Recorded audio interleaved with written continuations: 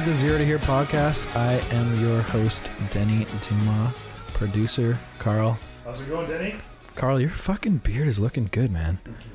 It's the products. What products? Oils.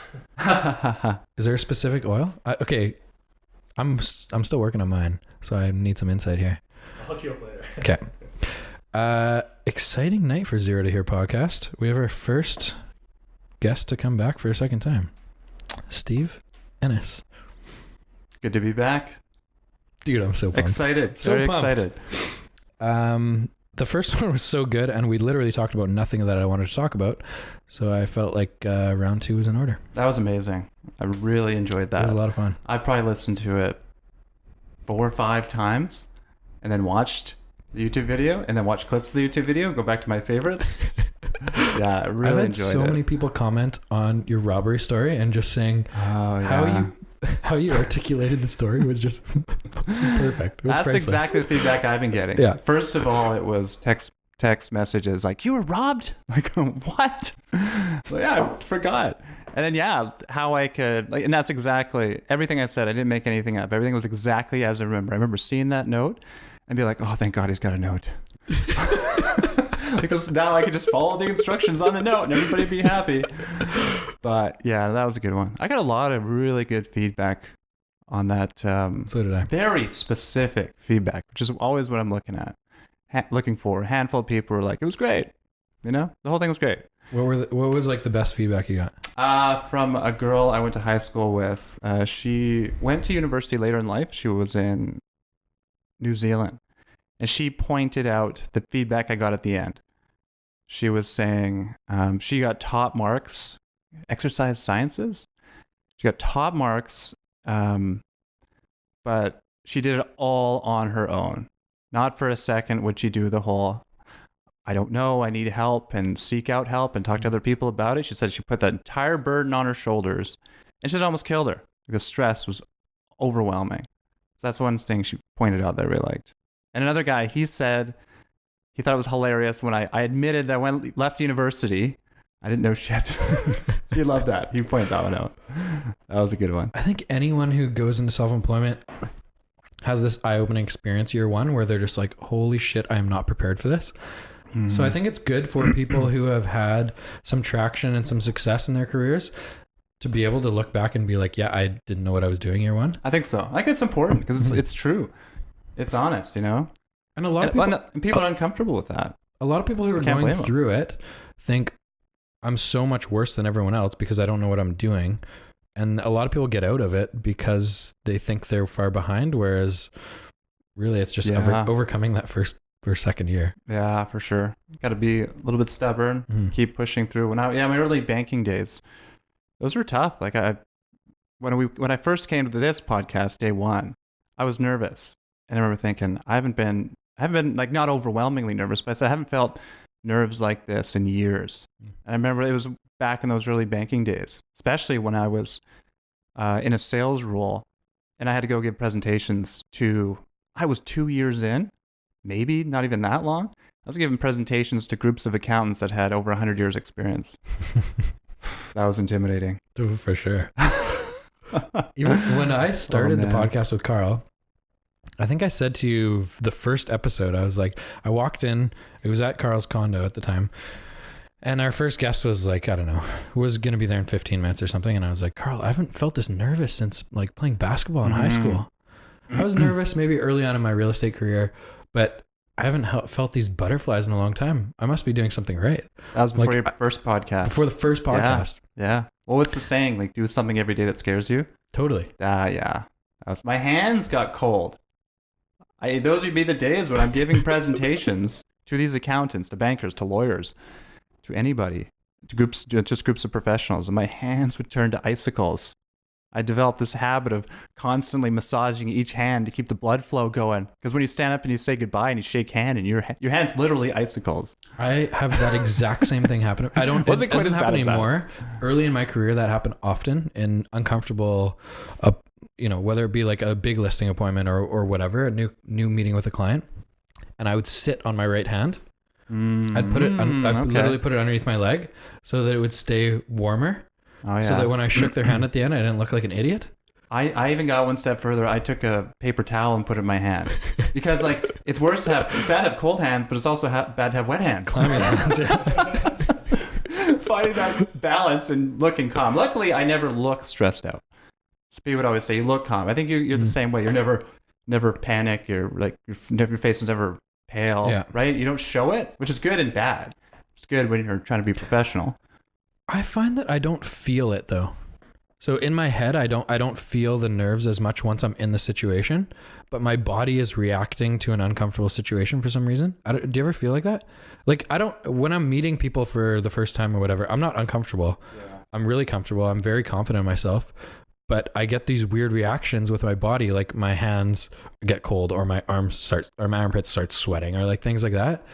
But I don't know why, because I'm extremely comfortable, but it's like a natural weird body reaction. Used to happen to me all the time. Yeah. And the worst was getting tongue-tied. You don't know what to say and something stupid comes out. So but I don't think I've got like that in a while. I noticed there was a little bit of that in the last podcast when I got rambly.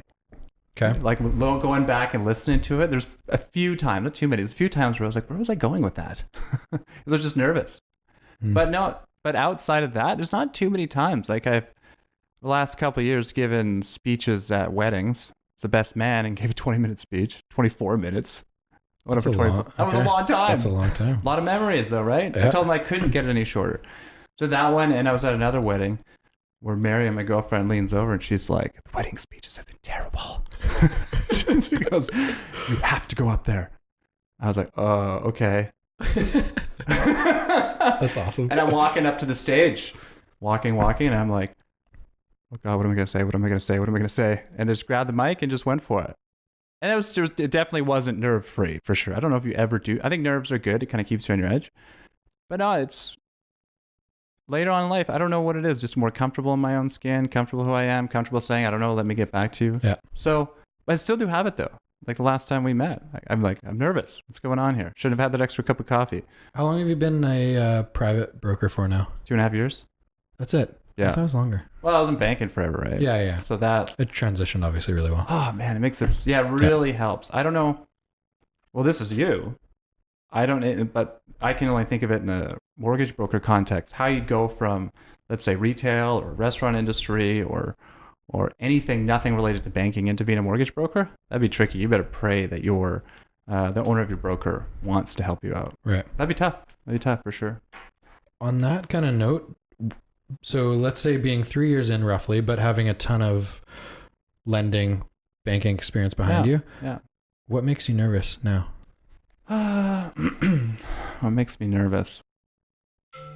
I think the only really thing, like the business world never sleeps. Yeah. I'm sorry. The only when I get deals, even complicated deals, I think I'm a thinker, right? So I'm looking at every possible angle that this could potentially go south. So I read through everything, focus on everything. So usually by the time I'm done with it and I can communicate to the lender, usually it's good. We're okay. There's a few things, maybe you're waiting for appraisal or something like that. The only thing that makes me nervous is probably deal flow in the future. I never take anything for granted. And part of me, I don't wake up every morning thinking there's a whole wealth of deals waiting for me. I wake up every morning. I'm not saying this is a good thing, but I wake up every morning thinking those deals that I just closed, like a part of me is saying those could be your last.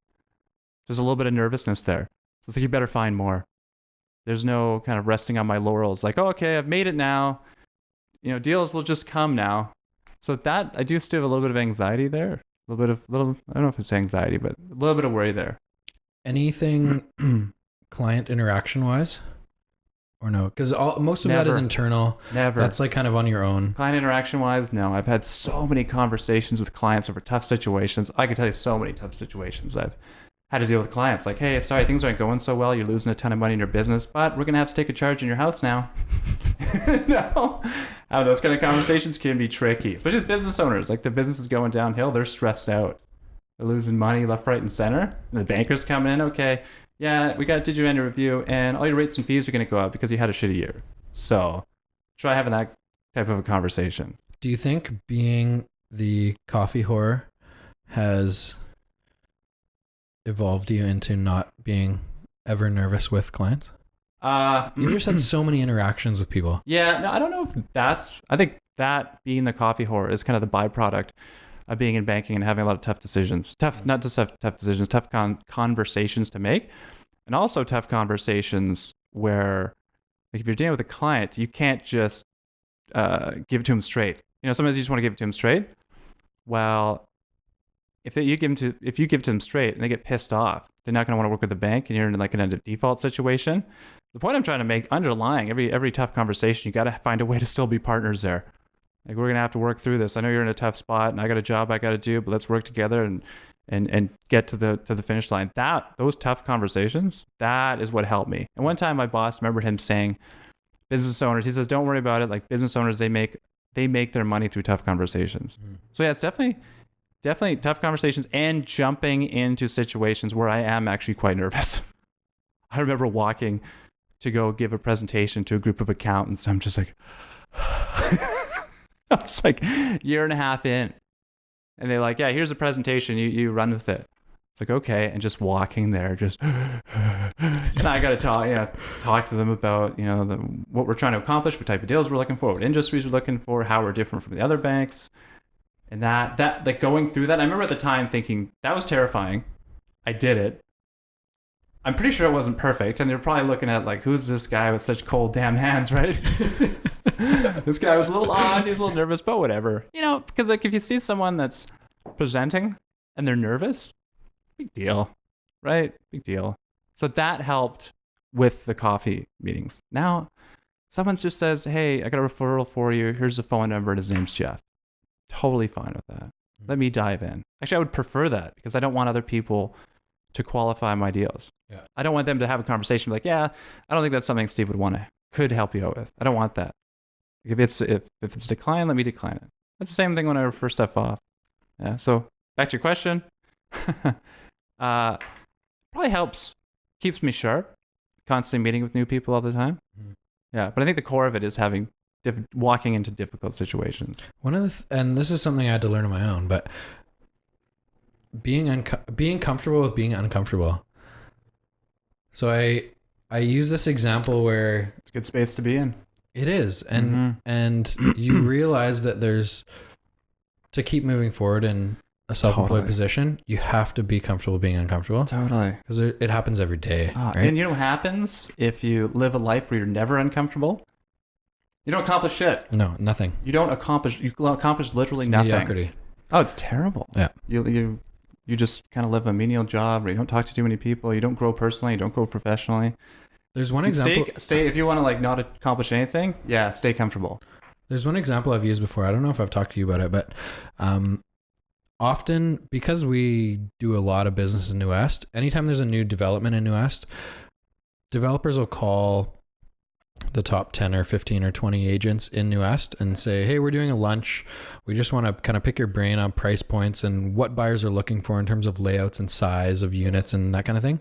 And so we get invited to these things like I'd say 6 to 10 times a year. And I always say no because it has no value for me. I'm going to waste 2 hours of my time and I'm not going to get anything out of it. They're going to say, oh, you're going to have VIP access if you come to this lunch. But really you're just in line with 1,800 other agents.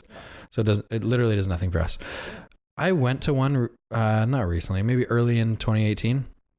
And the sole purpose of it for me was go there, be uncomfortable, ask questions, or like stand up and give answers in front of 40 people. Just to kind of put myself in a weird situation that I was not comfortable with. Yeah, so you found a way to get value out of it. I've never been a guy that's been really comfortable talking in front of a lot of people. And I have this advantage in life that I have a lot of older siblings. A lot. Okay. So I've had to make speeches at weddings and things like that where it's uncomfortable because there's 250 people there watching you. Did you ever have fun with it though? So much fun. Oh yeah, totally. You look Especially back, at wedding. Like the wedding is the easiest. But going into it, yeah, it's nervous. Weddings are fun because you can be drunk by the time you get up there. And it's the easiest crowd you're ever going to come across. Oh, yeah. Everyone's happy, blah, blah, blah. I love all this bullshit.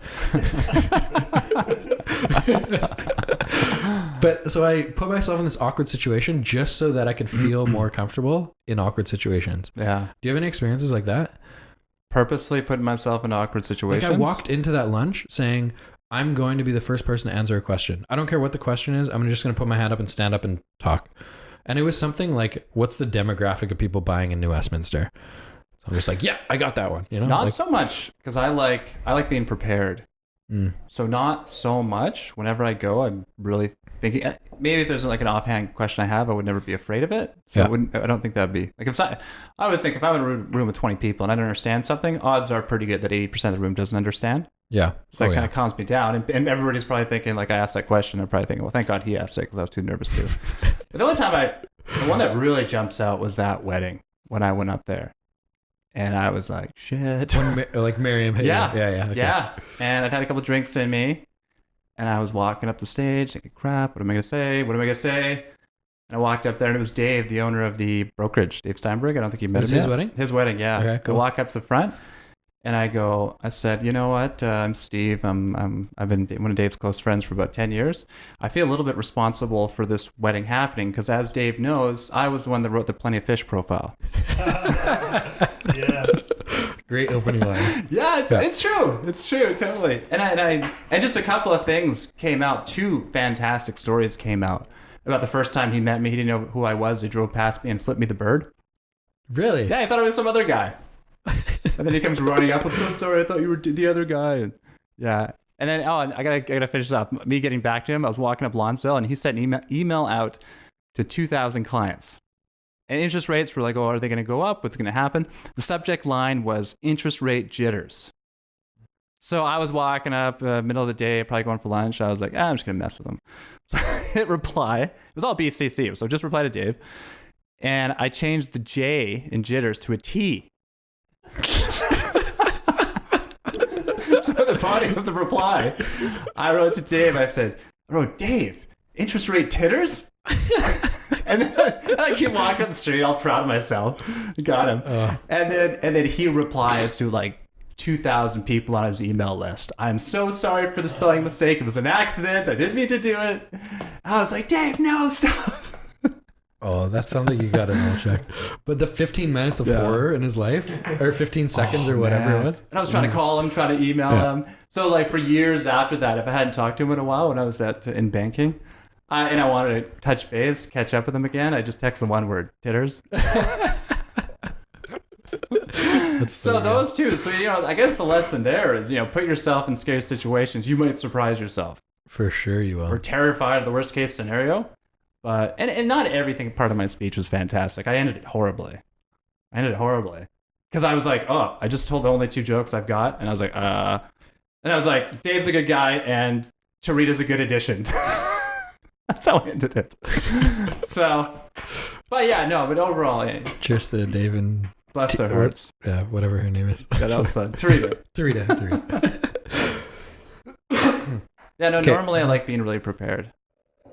That's why this thing makes me a little bit nervous. That's why I love it. Yeah, I know. That's why it's really good. It takes us a while to kind of... Last time it took us a while to get where we wanted to go. Mm-hmm. I thought so, but... You were talking earlier about counteracting negative thoughts in terms of not knowing where your next dealers are going to come from or not knowing what the pipeline's going to look like in a year from now. This kind of brings me back to one thing I want to talk to you about, which is something a lot of new agents in real estate ask me when I meet with them, is like daily routines in terms of prospecting or, whatever those look like. Yeah. Do you have any like daily routines that you've kind of set up and why? I have. Maybe address it back to kind of like this negative thought idea of not knowing what your pipeline's going to look like. For sure. It kind of reminds me like if you're playing hockey, right? I play hockey every once in a while. It's probably the same thing when you're playing soccer. You're having a crappy game. Things are starting happening for you. You're kind of getting down, kind of getting depressed, kind of getting beating yourself up. There's only one thing you really can do to try to turn your game around. And we all say it, move your feet. Just start working hard. And then maybe the bounces will start to come. Maybe the puck will start bouncing a little bit better. So I kind of bring that into my world. Like, let's say I'm, at my office. I'm thinking things are a little bit dry. Things are quieter than they want to be. Things aren't moving. And I start to get a little bit nervous. I just say, it's time to move your feet. And that's when the coffee horror king comes into play. So it's like, okay, so I look out the next 2 weeks. What am I doing? Why do I not have 3 meetings a day for the next 2 weeks? 4 meetings a day. That's the biggest part, meeting. And I'll do some other things like my mail outs. I've upped my social media game. But having a few things to fall back Definitely that you can move your feet, that. right? Having a few things back where it's like, okay, I've got nothing. What can I do to try to get something? And I think for your last guy, you're talking about him, it was door knocking. I work for him. Things aren't going so well. Just start pounding on doors. Totally. Just start. I describe it as looking under rocks. It's like you just walk out there, you meet people, you look under one rock, see if there's a deal there. Nope. And just keep looking under rocks until eventually you're going to find something. Talking about routines and looking for new opportunities, do you have any short-term, long-term goals that you will share with me? Short-term. Because the way that I bring this back to like helping young entrepreneurs is you need to have a shit ton of motivation to be good at self-employment. No one is looking over your shoulder. So for me, it's ridiculous long-term goals. Mm-hmm. So every single morning I wake up and I'm thinking, okay, this is where I want to be in 30 years. Yeah. And if I don't work my ass off today, I'm unlikely going to get there. So that's the kind of stuff that motivates me. Do you have weird, like one-off big aspirations that you have, or is it more like yearly things that you think about? Yeah, it's more, I do more because I'm only year 3. Yeah. I do have it broken down based on, at this point, yearly targets and kind of phasey, distant targets, but more, what am I going to do this year? It's when I started off and I talked to some people. Most of the realtors and brokers I talked to before I jumped into it were saying, be careful. Like those first 2 years are going to be tough. Like, my brother said that to me. Oh, really? Is he a realtor? No. Oh, yeah. Some guys were like, one guy, so when I told you, I brought him up last time, I didn't say his name, but he was saying 4 years in were hell. He didn't even want to talk about them. So that, unfortunately, that kind of made me think, shit, I can't look too far in the future because I feel like I'll take right now for granted.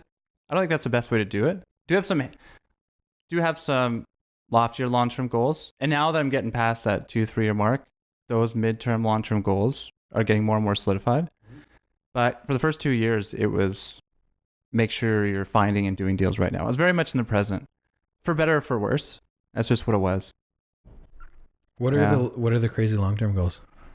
I don't know are they like dollar volume, or are they some dollar deal volume? Numbers, yeah, like some dollar volume, some deal quality types of deals I want to do. I don't want to say that. Why? Why? Because I like what I'm doing right now, and that's a little bit of everything. I do some residential, some private, some land assembly, some construction, some owner-occupied, which I really like owner-occupied. And I like that. I like the variety. I don't want to say what I ultimately want to do because I don't want people thinking I'm there before I am there. And I don't want people thinking that I'm only looking for something specific because I'm not quite there yet. And that might change. Like I know, I have an idea of where I want to be, but that could change.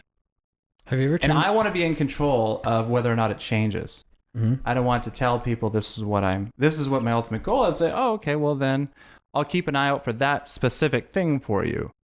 And they might overlook things that could be for me, but they're too busy focusing on that one thing. Because people tend to think of, as their lives are so busy, they tend to think in one or two variables at a time. Like, so that's why my moniker online, I've kind of brought it back, because you got to talk to Steve Ennis. Because I just want the message out there that if you have somebody that has any kind of financing need, commercial, residential, buying a place, I just want them to say, you've got to talk to Steve Ennis. So now that I'm in I'm a third year now, I'm still fine with the diversification of the deals. I love it. I really enjoyed it. I do have an idea of where I want to go, but I don't want that to pigeonhole me. Other people to pigeonhole me. What I am super interested in is people figuring out exactly who they are and going 100% all in on that, It's a big question. Have you ever looked at it the other way though and thought, this is my long-term goal. This is the sector portion of business that I want to be in. Mm-hmm. If I'm not attracting those people right now, am I losing that opportunity? So, and not that I think you or me or anyone needs to focus on one aspect. Like we do everything. We do. I know what we you're do saying. Condos that are $200,000 or houses that are $4 or $5 million, right? Mm-hmm. So we literally have a crazy spectrum. But at the same time, long-term goals for me, for us, are to attract developers, to be our own developer in terms of buying land, building condos, having a team around us that can market and sell those condos. Mm-hmm. So like that's long-term goals for Garbaduma. Mm-hmm. Okay. Do you feel like being too spread out is maybe taking you longer to get to that specific awesome goal that would make Steve Ennis happiest? I think the anxiety of the pain in the short term prevents me from doing that. Because you'd have to say, okay, this is my trajectory and I'm not going to veer from it, for better or for worse. So if something comes in, like a deal comes in that you could easily do, but it's not on that trajectory, what are you going to do? Yeah. Like you said, you still do $200,000 deals. Thank you. We're taking a quick break here to refill our whiskey glasses. Yeah. Carl? Yours is far. Yeah, no, and I do think about that. My first couple of years, I thought, should I carve out a niche now? Mm-hmm. Should I define that niche right now? I don't think you necessarily need to carve a niche, though. I think your prospecting, your marketing, your vision of your social media should be going towards what you want the long-term goal to be. Mm-hmm. But any opportunity that comes in, you're accepting of it, right? Yeah. So like my long-term goal, personal brand, dominating, bringing in a lot of business, projects in terms of like me and Jamie purchasing, developing land, bringing in a lot of business for our team in terms of condo sales and that kind of thing, literally giving people on our team opportunity to sell our product, but at the same time going after developers. So like that's our long-term stuff. But in the midtime, we love the opportunity to market any property, whether it's the worst, smallest, like bachelor pad in New Westminster that's in a 60s building that's worth 140 grand, or like the best heritage home in Queen's Park that's worth 3 million. I guess I've just met so many business people over the years, probably in the thousands. And honestly, the ones that had a clear strategy and executed on that strategy and were successful, you could probably count on one hand. Most of them are lucky, to be totally honest. They go into something. One guy I know, he was a appliance repairman. He had his own business. I can't remember what happened with the technology because he's an older guy. He's been doing it for like 40 years. Something happened with the technology. So he just kind of naturally fell into another angle that kind of hit him ass over tea kettle. And now he's the largest independent barbecue retail in Western Canada. Right? So it's like, yeah, I knew another guy. Was he a crazy hard worker though? Because I don't believe in luck in business. Well, remember Lucas, right? Lucas McCann? He said you partly make your own luck. And I don't think you really went into detail on it, but I think it's hard work leads to opportunity. Doesn't always lead to success, right? But the odds of success happening are a lot higher if you're working hard. The odds of good opportunity coming up are much higher. Yeah. And you can call that luck. So by going out and moving your feet, maybe you'll get that puck luck, right? I like that. I don't know. So yeah, a lot of it. Bringing it back to hockey. Always. Yeah, Alex always bugs me about that. Yeah, no, so there's still a lot. And I don't know if I'm going about it the right way. I'm kind of going goal, instinct, and market reality is kind of fluid for me. If something shows up that a type of business that just seems to fit me and my personality and everything and my connections and contacts, maybe that's the direction I should go. So I have my eye down one particular path, but if life pulls me in a different path, I'm cool with that too. I'm open to that. And I think that'll happen more because you're year 4, right? I'm five. I'm year 5, 4.5 years in. Okay. Yeah, no. It's coming more and more clear. Mm-hmm. Yeah. But I don't want to peg it just yet. I don't know if that's, I don't know if that could be a confidence thing for sure. Big aspirations seemed realistic and achievable when I probably cracked 3 years. So it's probably year 4. Yeah. It takes a while to just like get your head around, wow, I'm actually good at this thing. You know, I always knew I was going to work harder than most people in my industry, but to figure out that you're actually good. Yeah. And honestly, I was in banking for, like I said, I remember 10, 12 years. Thinking midterm, long term, when I was on that path was not a fun experience. Because I liked, a lot of the times I liked what I was doing in that moment, but I didn't like the career trajectory. That was stressful. So I kind of avoided it. There was kind of push like, hey, you're ready for this position now. I was like, that doesn't seem like something I want to do. So now it's a lot of new territory in terms of the independent space, the entrepreneurship space, the eat what you kill, quote unquote space. So a lot of that's new for me. And I'm formulating those goals. But some of it's still very fluid. It's more fun. It is more exciting now to be able to think of goals and think of them in a fun way. Like if I was in BMO and my next step was mid-market account manager and then corporate account manager, I was like, that is not for me. Not for me at all. And they wanted me to go that way. They wanted me to go that direction, but... Moving from corporate to self-employment, what's your favorite thing about self-employment right now? Oh, there's a few favorite things. Give me top 3.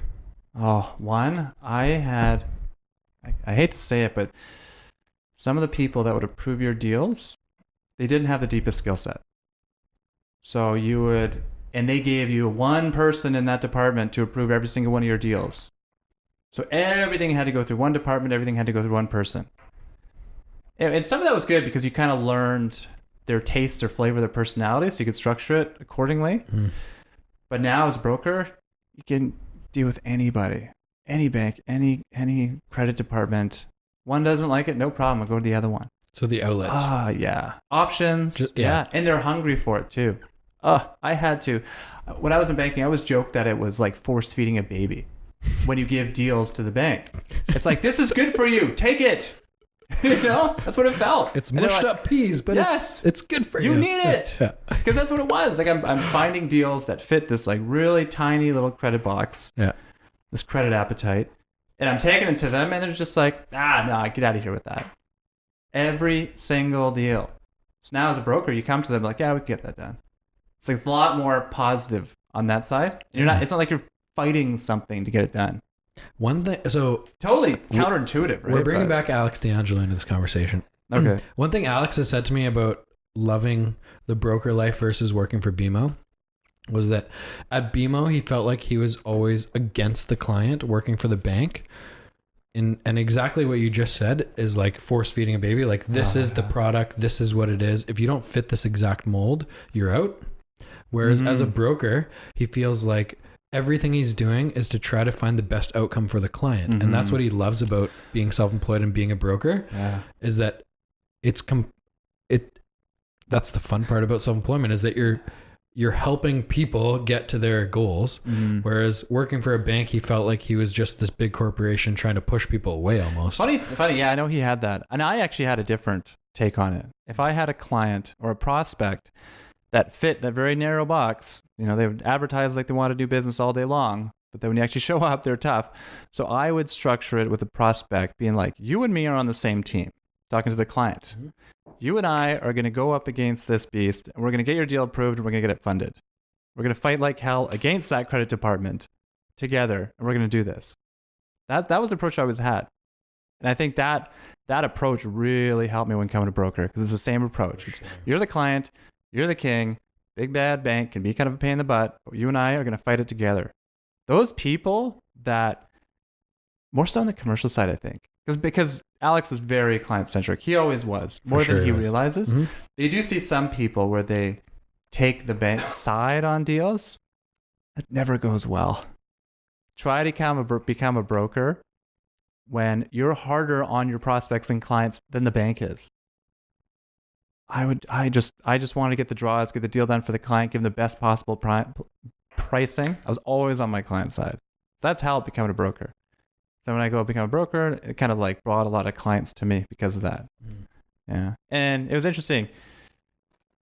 Another thing I like about being a broker, I was so wrapped up in the day-to-day, keeping the portfolio clean, keeping all the error log issues done, keeping the interviews up to date, all that stuff. I was so wrapped up in that side of things. I really didn't understand how I was impacting the clients on my portfolio. It was get the client, we're going to do this, we're going to do this, we're going to do this, get the deal done, fund it, and then just be like, oh, thank God, got it done. The battle is over. And then it was like, okay, Steve, you got that deal done, but now your interviews are overdone, your E-logs get a little bit high, and these counts are overdrawn. It's like, okay. Oh, and you're not hitting your referral targets, so you got to get on that. So, okay. So you don't really have a time to sit down and really appreciate that relationship with the client like you want to. Now as a broker, you really get more of the emotional side of it.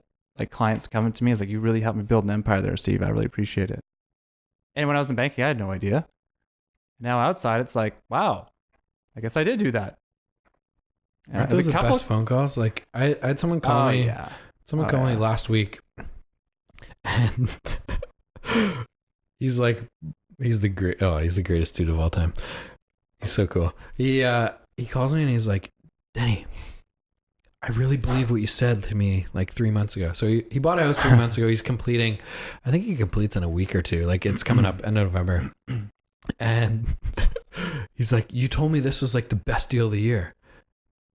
And I was just talking to one of the other agents in New Est, one of the other big agents in New Est. And he's like, he saw that deal and thought, holy shit, that's a low number for that house. And my client bought that house. I was like, you need to buy this house, dude. This is a really low number. You need to buy it. And so now he's understanding. It's hard to spend like $1.5 million on a big purchase, right? For a lot of young families. Yeah, and say that's a really good deal. And when I'm telling them this is a good deal, but they're hearing it from someone who's completely neutral in the deal, they automatically just have this crazy respect for you. Mm-hmm. Yeah. Because I go the other way often and being like, I don't think you should do this. And it's up to the clients to decide whether they want to or not. But I'm like, this is what I think the property's worth. Let's say it's a condo, standard 2-bedroom condo in New Est. I think it's worth $600,000. So let's say $650,000. If you want to go above $600,000, that's completely up to you. I'm happy to write the offer. It's your you're buying the property. Yeah, for sure. This is what I think the value is. And at this point in my career, I'm able to do that, where a lot of young people in the industry will fudge their opinion of a value or not necessarily have the education to give a solid value. Whereas I see a lot of respect coming back to me from clients now. Yeah. Just because I'm completely on. Because I know what you're up against. If I lose a deal because I give a client a low number. Because I know what you're up against. Totally you're competing against like 5 other realtors. Mm-hmm. And let's say it's a listing. And correct me if I'm wrong. There's 5 other realtors out there. And everyone is promising the sun and the moon and the stars. Yep. And you're showing up, I realistically think it's going to be in this price. Mm-hmm. That's a tough battle. It's an annoying battle, not a tough battle. It's an annoying battle. I lose listings every month because you're being honest. I'm honest. But then I look back and I'd say 90% of them, honestly, I think I'm being conservative saying 90% of them list with someone else on the market for 3 months, expire. I thought they would chip away at it. Well, we got to do another price reduction. No, a lot of them don't, because the sellers believe this other realtor that, like, if I value a property at $1 million, someone else comes in and be like, I'll get you 1.1. They list at 1,099 on the market, rarely, like, no showings, sitting there for 3 months, expire. And I'm calling them as soon as it expires, being like, well, are you? Yeah, I still think I'm right. I think it's worth $1 million. Nice. So it happens often. Good for you. Happens often. Yeah. And I just, like, our time is very valuable. And so I don't want to waste my time on an overpriced listing. But 2, I hold my reputation a lot higher than gaining one paycheck. For sure. So I'd rather be completely honest with someone. Even if I'm wrong, that's not the point. Yeah. It's whatever my honest value is of a property. But I think where we started this conversation was the appreciation from the client. Yes. And the relationship there. Yeah. That is huge. Huge. Yeah. That's something I unfortunately didn't think enough about when I was in banking. Mm-hmm. What I was actually doing for people and how much they appreciate it. Yeah. Yeah. We started this conversation with things that excite you about self-employment, or things that you love about being self-employed versus working for a big corporation. So give me one, which was more outlets and opportunity for you to help clients find the right deal. Oh yeah, so many more options. Yeah. Anything so else? And I know the market well enough that I can sit there and be like, that's not a BMO deal. HSBC wouldn't touch that, or that would go with National really well. Yeah. I know that really well. Yeah. Should I say what else was there? Yeah. What else are your like favorite things about working for yourself? About being a broker. Well, being a broker specifically, I like I like how I just focus on the lending side. Mm-hmm. I love that, because before you're doing everything under the sun. Yeah. You have to refer to wealth insurance. You have to find deposits, refer to retail for personal mortgages. You have to do the cash management, all that stuff I was complaining about the last podcast. Mm-hmm. Get rid of that crap and just focus on the one thing. You can give your client full attention to get that one thing done. Okay. I do love that. Yeah. Anything else? Anything else I love about it?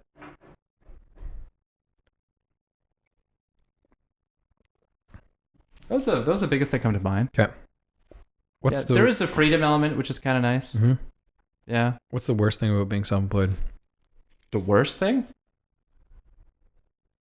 The one thing I worried about being the worst thing was not being, as you go to work, and those people, for me, they like became your friends. All the people you work with, all the people in the branch, loneliness. A lot of entrepreneurs talk about loneliness. Yeah, that was probably one I was concerned about. Mm-hmm. Turns out I was miles off, because when I was in the bank, I was just focused on one type of deal.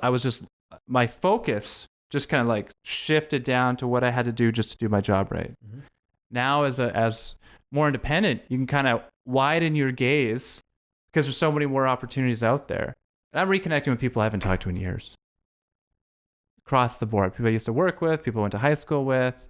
So I'm connecting with just so many more people than ever before, and that has had an amazing spin-off effect. So I think I'm less lonely than I was before. But what I like about what you just said, which I think is super valuable for any like new entrepreneurs or people starting in their careers, is you use that loneliness feeling to push yourself to reach out to people that you haven't talked to in a long time. Huge. I love that. Big time. Yeah. Yeah. I think that like right there is like a definition of a successful entrepreneur. I can feel my mind widening up when I was talking to more people. Using a negative to push you into a positive. Oh, totally. Yeah, because in banking, it's like I'm so busy. I've got to focus here. I can't really talk to this person because I've got so many error log issues or interviews I got to get to. I just got to focus on this. Yeah, I became independent. Everything just opened right up. And you reconnect to so many people. And, half of them say, oh, there's a guy you got to talk to. So your world just grows. Not quite, probably, yeah, it's probably exponentially. Grows big time. And it's just, talking to more people is definitely good for your mental health. Being more social like that. So I was a little bit worried about loneliness, but no. It's good for your mental health. It's good for your business. Yeah. It's good for so many, like. And you've got the space here. I shouldn't discount that, because I rent space off an accounting group on the North Shore, and they're just the greatest guys. There's like, I think, we should give a shout out to Jordan Cahill. Yeah, for sure. I love Jordan Not Cahill. just Jordan. Such a good dude. Jordan. I don't know Wayne, his family. Is that his dad? That's his father and partner. That's his dad. Wayne. Okay. Yeah. And then Janice, she's on maternity leave. Okay. She's one of the partners. Not family though. It's Taylor. He'll be thrilled that I mentioned him. Brother? Who's that? Brother, yeah. That's Okay. Jordan's brother. And then Quinn, the youngest brother. And then now I can't not name all of them. So Vineet. Vineet. I've worked with Vineet. Oh, fantastic. Yeah. Oh, yeah. Vineet Bavjeet. She's sweet. Vineet might be the most quick email replier I've ever met in any industry ever. So pleasant, too. Yeah. God, just so happy and pleasant. Love to tease her. She's great. And then Chris, Matthew, he's kind of another kind of senior accountant there. If the Cahill Accounting Incorporation would like to sponsor the Zero to podcast, we're open to talking. Yeah, because the one guy that came to me. This is a free shout out. We love the Cahill. Oh, yeah. The one guy that came to me and said I liked it when he said he didn't know shit. That was Taylor. That's Who? Sorry, who's So that? that is Jordan's brother. That's Jordan's brother. Yeah. Okay. Yeah. So that's been awesome. And they year like counting parties, like year-end accounting parties, Christmas party. They keep me included in all that stuff.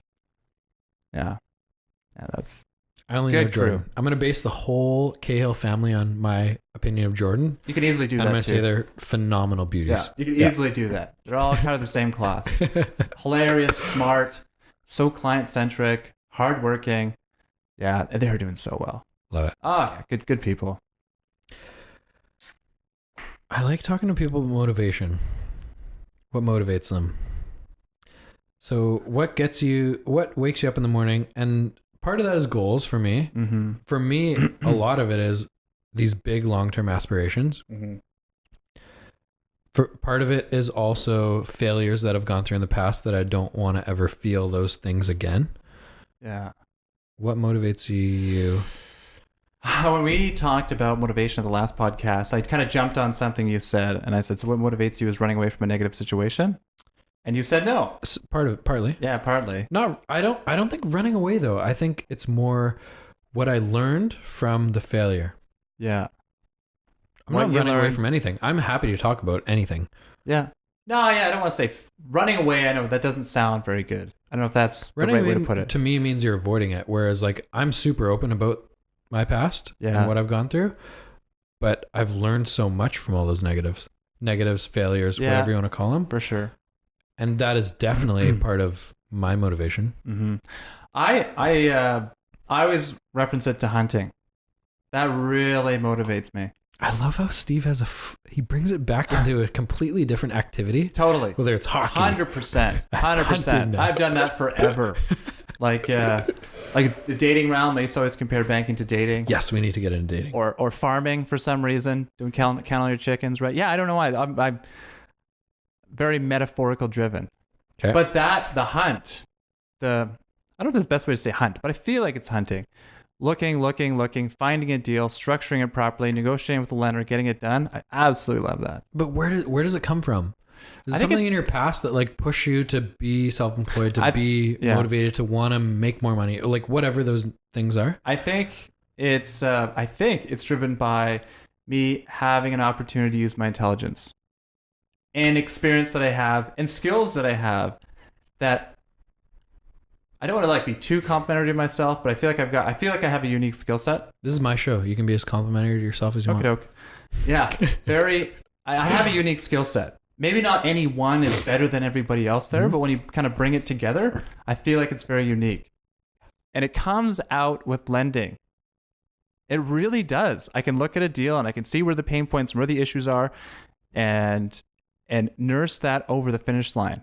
And when I sit back and I say, when I sat down and I talked to you, we touched on this in the early one. I had a 5-minute conversation with you. I remember that. I'm talking to a client right now. I remember that 5-minute conversation with you. You told me everything. What you told me was the truth, and I told you what I was going to deliver on before I saw a shred of information, and I got that done.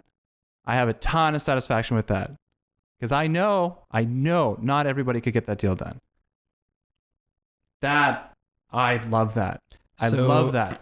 I used to walk around BMO after closing a deal that was complicated and tricky, but it was exactly as I had set it up in the first meeting, and I'd be just celebrating.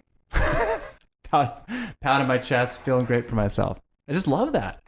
So you would say your number one motivation is client satisfaction? That's a part of it. That's probably that's like a razor thin second. Because I'm just like so proud of myself. Because it's without going into detail, because the detail gets pretty complicated, but the commercial lending side can get pretty complicated. Different types of security, different types of legal documents. When you have more than one lender, it makes it very tricky. Mm-hmm. And I can see that landscape. I feel like I can see the lending matrix, I can see it. Not everybody can see it. And if you can see it before it happens, you're saving your butt. And sometimes things get pretty tricky, and you know what lenders hate. And when you can see that landscape that most people can't see and maneuver your way through it like a maze to get the client what they want, and you're sitting there at the end of it, and they're looking at you like, I can't believe you got that done. Can't believe it. I love that. I'm so proud of myself. So proud of myself. Something like you said earlier was you think you have a unique skill set that works with your industry? Yeah, I think it's. Yeah, I don't want to say it's any one thing that makes me better than anybody else. It's a number of different factors that come together really well for me. It's That's exactly the way I think, Steve. Really? I fucking love that. Yeah. It's yes. Because growing up as a child, I didn't understand it, right? I always thought I was a bit different because I thought differently. I wanted to do different things. I wanted to be better than other people at sports was my thing growing up, right? You wanted to take one skill and be better than anybody, right? Yes. Yeah. I wanted that badly. And I found this weird combination in real estate where I feel like I can be exactly who I want to be, exactly who I am. And this weird combination of unique skill that I think I have just works in this industry. Oh, when I was younger, I was growing up and I was like, oh, why couldn't I just have one thing that's better than everybody else? You know, I look at athletes. Like I remember being a kid reading Mario Lemieux's documentary, and I'm like, this guy, he's the best there is, and he doesn't even try. He is so lazy. Doesn't do anything. I remember his idea of off-season training is to stop eating poutine 2 weeks before the season started. He's just like he was so lazy, but he had so much skill. And I'd be like, why couldn't I have skill like that? One part of me that's better. I don't know, maybe the best violin player there is, right? Why couldn't that be one? Yo-Yo Ma. Sure, cello. That's Yo-Yo Ma. I'll take that too. Is that cello? I think it's a cellist. Oh, whatever. Fucking string. Yeah, whatever, right? I don't know. If you're the best yo-yo maker out there, I'll take it. One thing better than everybody else. But no, it was a combination of things, for sure.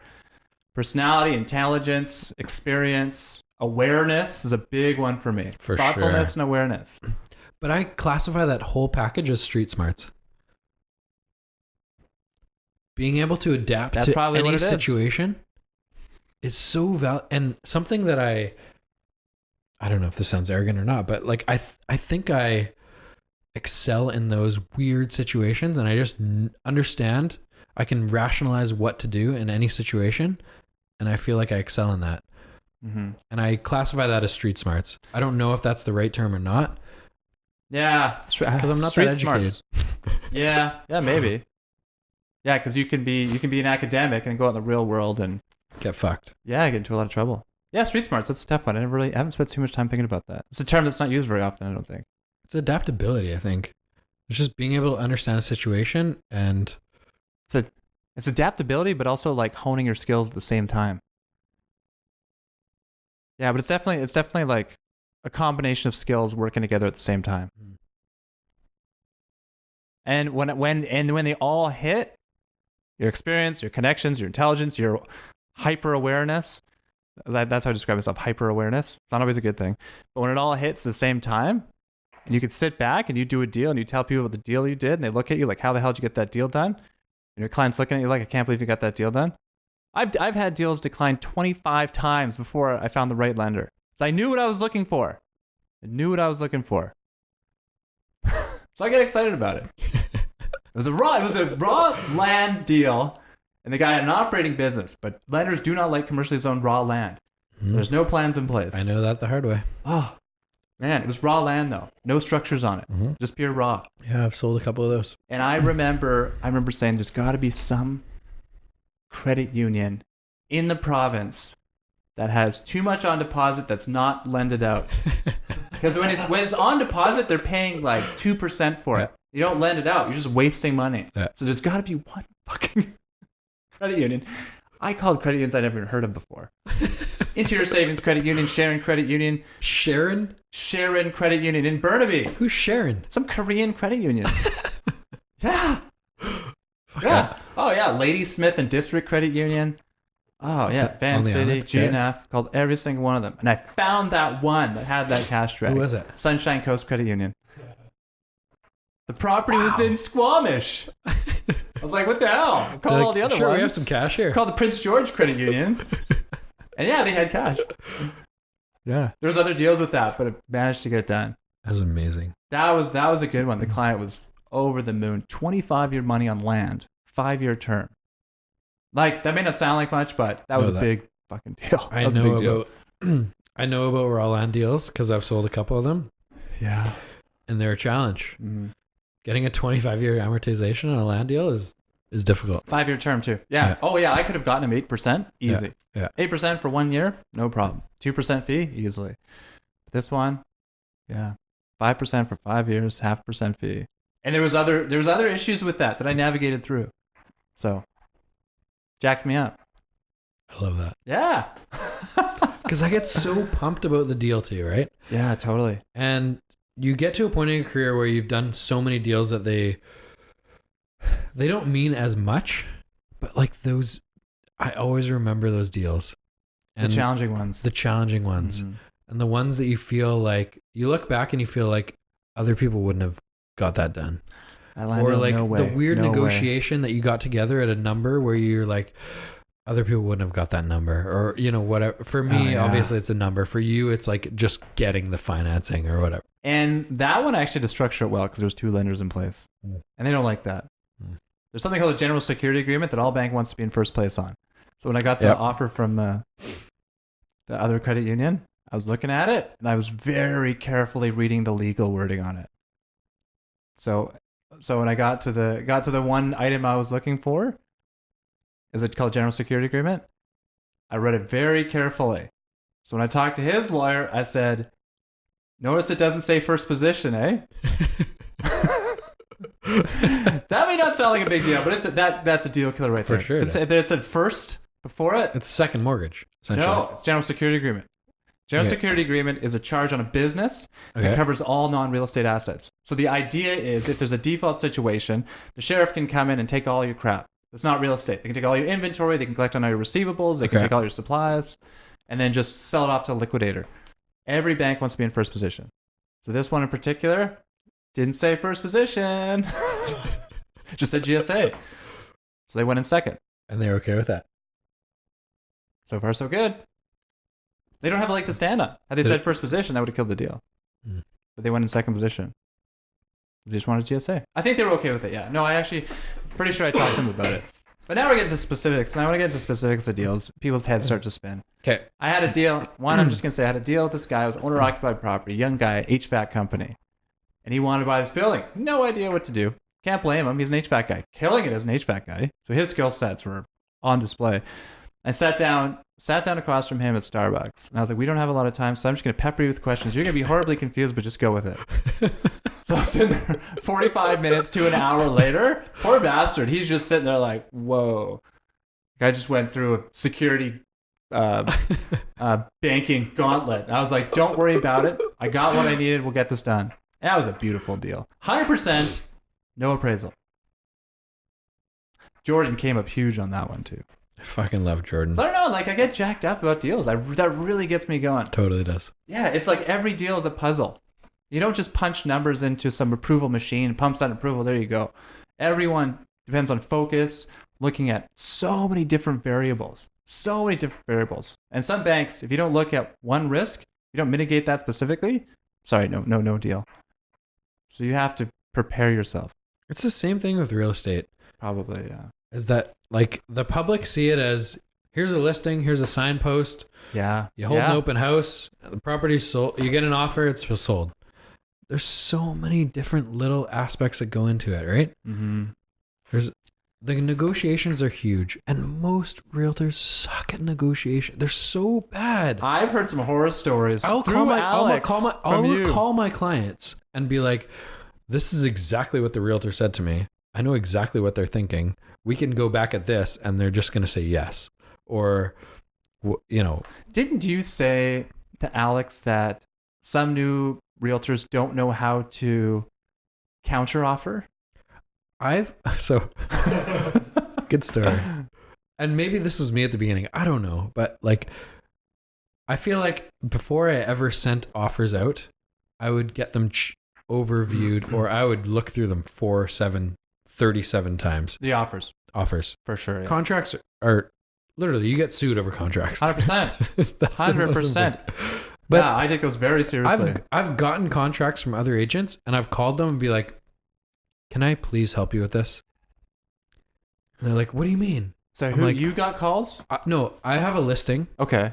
Someone's sending me an offer. Yeah. I look at the offer, and I'm calling them and saying, I would like to help you with it. I'm going to offer you my free advice. they're saying, what do you mean? I'm like, well, you're making some big mistakes Oh here. no, really? Like, That is you terrifying. can get sued over this shit. Wow. Someone sent me an offer on a house. This is ridiculous. With a 6-month financing term. 6 months. What? I'm like, what is your like? Why are you asking for 6 months? And he said, this is what my client asked for. I'm like, why are you working with this client?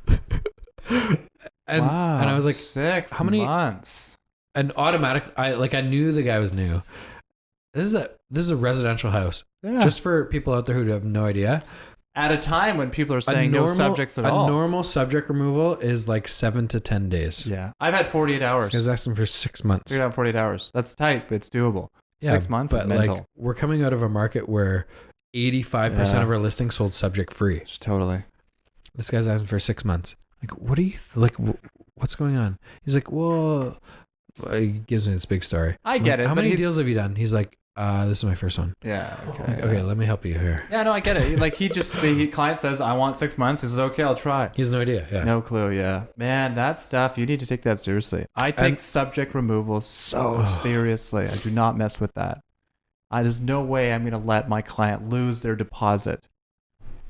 Even if I think there's a potential, if I'm like 99% sure that this deal is going to get approved, let's move that subject removal at 1 day just to be safe. Yeah. Right? No way. Not going to mess with it because you never know. I've had clients die on me as I'm working on a deal. You never know what's going to happen. Die. One guy, it was on the island. He got some kind of intestinal cancer. He died. Wow. Another guy, he was just a thrill seeker. He was riding a boat going like 130 kilometers an hour on the Shawnigan Lake. And it went airborne. It's a recreational lake. There's no racing going on that lake, but he's just a thrill seeker, right? So he fucking flips.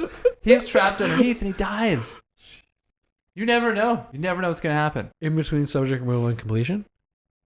It was... Actually, that one was just after completion. Just after completion. Wow. But yeah, the guy with the cancer, he was before completion. Okay, this is getting dark, but it also brings me into my next topic. Okay. Positive versus negative. Okay. We talked briefly about this, and it kind of comes back to your on the last podcast. I asked you to describe yourself in 3 words, and the first thing you said was thoughtful. Yeah. So you describe thoughtful as, and these are your words because I re-listened to it this morning so that I could be prepared for it tonight. Okay. But overthinking things, and you said the word overthinking. Yeah. Sometimes overthinking. Yeah, for sure. Would you describe yourself as a positive or negative person? I would describe myself as like an inherently negative person that's doing everything in his power to be a positive person. Where does the negativeness come from? Bring it back to childhood. Like I don't know what. That's what it is. Yeah, it is. But I don't know. It's definitely family dynamics. But I don't know if it's. And I've spent a lot of time thinking about this. Yeah. Right, back to thoughtfulness. Yeah. I've spent a lot of time thinking about this. Is this something that's going down? Is it a hereditary thing? You look at my dad and his dad. Is this something that's just naturally going to hit me, or is this like a dynamics related thing? I don't know. I don't know if it's a nature or nurture thing. The more I spend with it, I think it might be, for me, more nature. No, nor nurture. Because I'm able to change my outset and be less negative. There was a time where I was, very negative. Very negative, yeah. And you think that was your upbringing? Yeah, for sure. Or the people that you're surrounded by? Yeah, definitely negative outset, yeah. How have you altered that? Through a lot of work. Mental work? Surrounding yourself with better people? That as well. That was secondary. I didn't learn that till later. But a lot of it was just living your life, having something happen, and seeing me negatively respond right away, and then being around other people that don't respond negatively at all. I'd go for a drive. I'd drive around. If someone even remotely cut me off or was going too slow, I'd be like, fuck that guy. Even in my head or out loud, and I get really mad about it. I remember being in the back of a car with another guy, and he was like, "Whoa, guy, what's going on? How come you're going so slow?" But he was like, did it in such a positive way, and I'm thinking, why do I react so negatively, and he reacts like positively, kind of funny at the same situation. Something is going on with my response mechanism that's not good. I need to work on. And that's something that you work on a fraction of an inch at a time. How long ago was that? That I was that negative? Mm-hmm. Probably, I would say 2012, 2013. So 5, 6 years later, what would you describe your mindset as now? Almost always positive with bouts of having to watch my headspace. I'd say watch my headspace because it, like, I could just see every once in a while. I could see my head going down a negative path. I could just feel it. I recognize it right away. Why? Why? And where does this come from? This is the shit I love to explore because I don't understand it at all. Personally, I don't get it. I've not approached it as something that I can figure out and fix. Okay. I approached it as something that I can't fully figure out. It's just something I have to manage. Mm-hmm. So why? Like, if we could go through my family dynamics, like my dad was a stressed out dude. So stressed out. Like, probably lived his life in a panic state all the time. Seriously? That's aggressive. It's horrible. Yeah, no, I feel horribly bad for him. He would lie down to go to bed, and that's when the demons would set in. That's when the worry and the panic shows up. And it worry about everything under the sun. Worry. Panic. What if? I hate to say it right now, he's got to the point, because he's older now, he's got to the point where he can't read the newspaper or watch news. Because I know, because watching this, whatever, Trump doing whatever he's doing, could lead to, it could be a domino thing. That's the first domino that's tipping. It could lead to the second, third, fourth, fifth, sixth with catastrophe. Yeah, it's not good. So, and my sisters have it as well. They're way worse than I am. I hate talking about it because they do not like it when I take a healthy dose of honesty to what's going on. They do not like it. Do you want to introduce them to me? How would they respond to my personality? My dad would be like very pleasantly surprised. Surprised? Oh, totally. He likes good people, right? Okay. He doesn't see everybody as negative. He's just got so much social anxiety. So much social anxiety. And he always has. Like it's tough for me because I know they don't like me talking about them. They really don't like it. And when I show up, more so recently, with a healthy dose of honesty of what's really going on, they get upset. And I say, you know what, though? The truth really burns sometimes. Because I'm trying to be honest, trying to be solid. I've got problems. I'm totally willing to admit. I'm telling you right now what my issues are. And I see their issues, and they turn a blind eye to it. I'm like, let's talk about my issues. If we can have a conversation about it, me be better off, and you be better off, and Miriam being better off, and her family being better off, that's amazing. If you just hide things in the darkness, nothing gets better. You're just going to keep suffering like that. That is the same as me. It's terrible. I've had some shit happen to me too, and I'm overly excited to talk about it because it makes me feel better. Here's the difference, though. Optimistic. Here's the difference. Nothing bad has ever happened to us. We have no reason to be stressed out, no reason to be depressed, no reason to have any anxiety. We just are for no reason. No reason. Life is really good for all of us. That's fair. Like, what the hell? Like, that's fucked. We look around, we're all healthy, all the kids are doing good. You know, my parents work out literally 3-4 hours a day. They're fine. They're retired. They've got a great place in North Vancouver. They just spend their time with family. We have zero. When I look out there and I see people that have actual problems and why they have problems, it's like, yeah, I can see why you're a little bit stressed out based on your background. I totally understand your struggles. We don't have any of that. There's nothing you can point to that be like, we're like this because of that. Nothing. That's why you asked me that question. I was like, I don't know.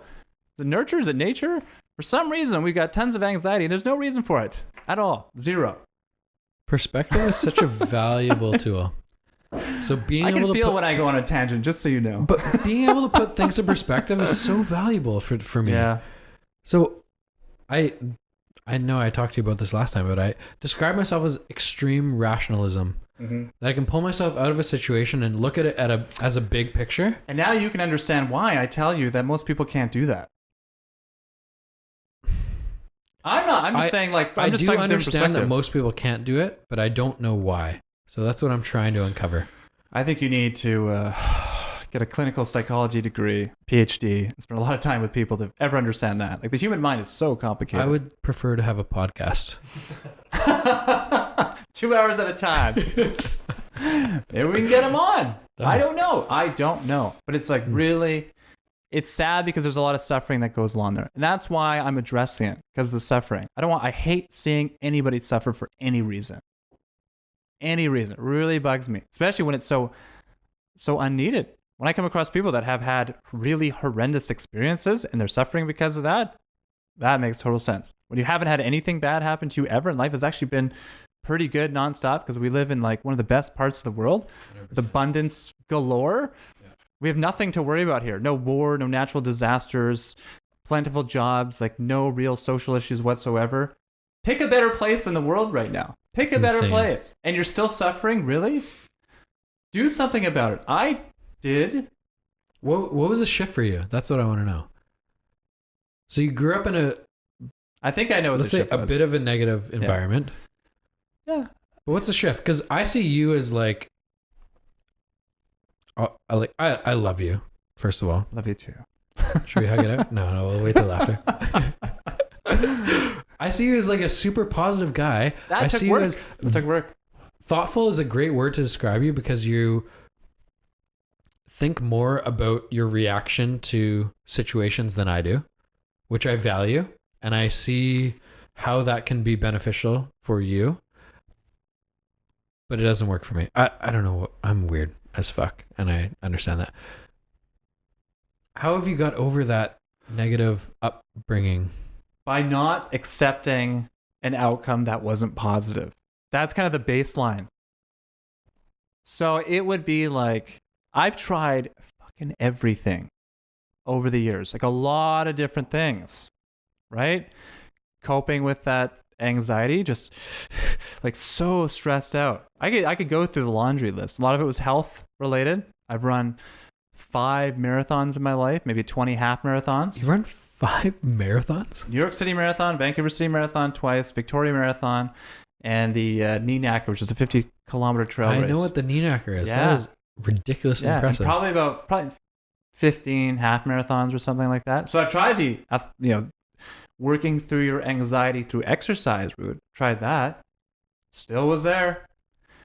I've tried it through like what I consumed health-wise. For 2 years, I was on a raw diet. Raw fruits, vegetables, nuts. 2 years. I was in great shape. Anxiety was still there. I tried. Alcohol was a good coping mechanism. Pot every once in a while was a good coping mechanism. I don't like admitting that, but I don't do that a lot. It's legal now, man. That's right. As of 2 weeks or a month ago, that really calmed me down. And I remember a girlfriend way back when, she was worried and she gave me a book. And I was like, oh, what is this bullshit?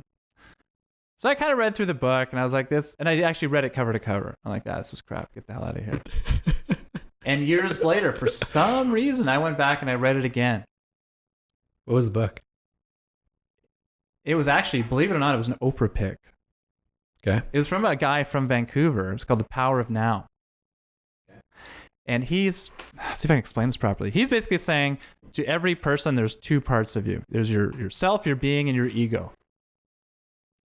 And most people live their lives where they completely intertwine with both. Your being and yourself is how you are in the present. You're not worrying about the future. You're not worried about what you did in the past. You're just here right now. Your mental space is with me, chilling out, hanging with Steve, having some whiskey. You are so here. You're probably not really worried about much right now if your mind's here. And there's your ego side that does nothing but stress about the future, stress about the past, and worry about its own existence. That part of you is very small and quiet, I can tell. Some people... Me? Yeah, with you specifically. I was just thinking my ego is opposite of that. What is it then? What is your ego? My ego is telling me to keep moving. That's not your ego. Your ego... sorry, I should qualify that. In the context of this book, how he defines ego, that is not your ego. Because he does not attribute one positive word to your ego. The ego is worried about survival. It is worried about the future. It's worried about the past. It's very childish and petty. And that, when it's intertwined with who you are, You're living in a very stressed out state. Very stressed out state. You're worried about what's going to happen tomorrow.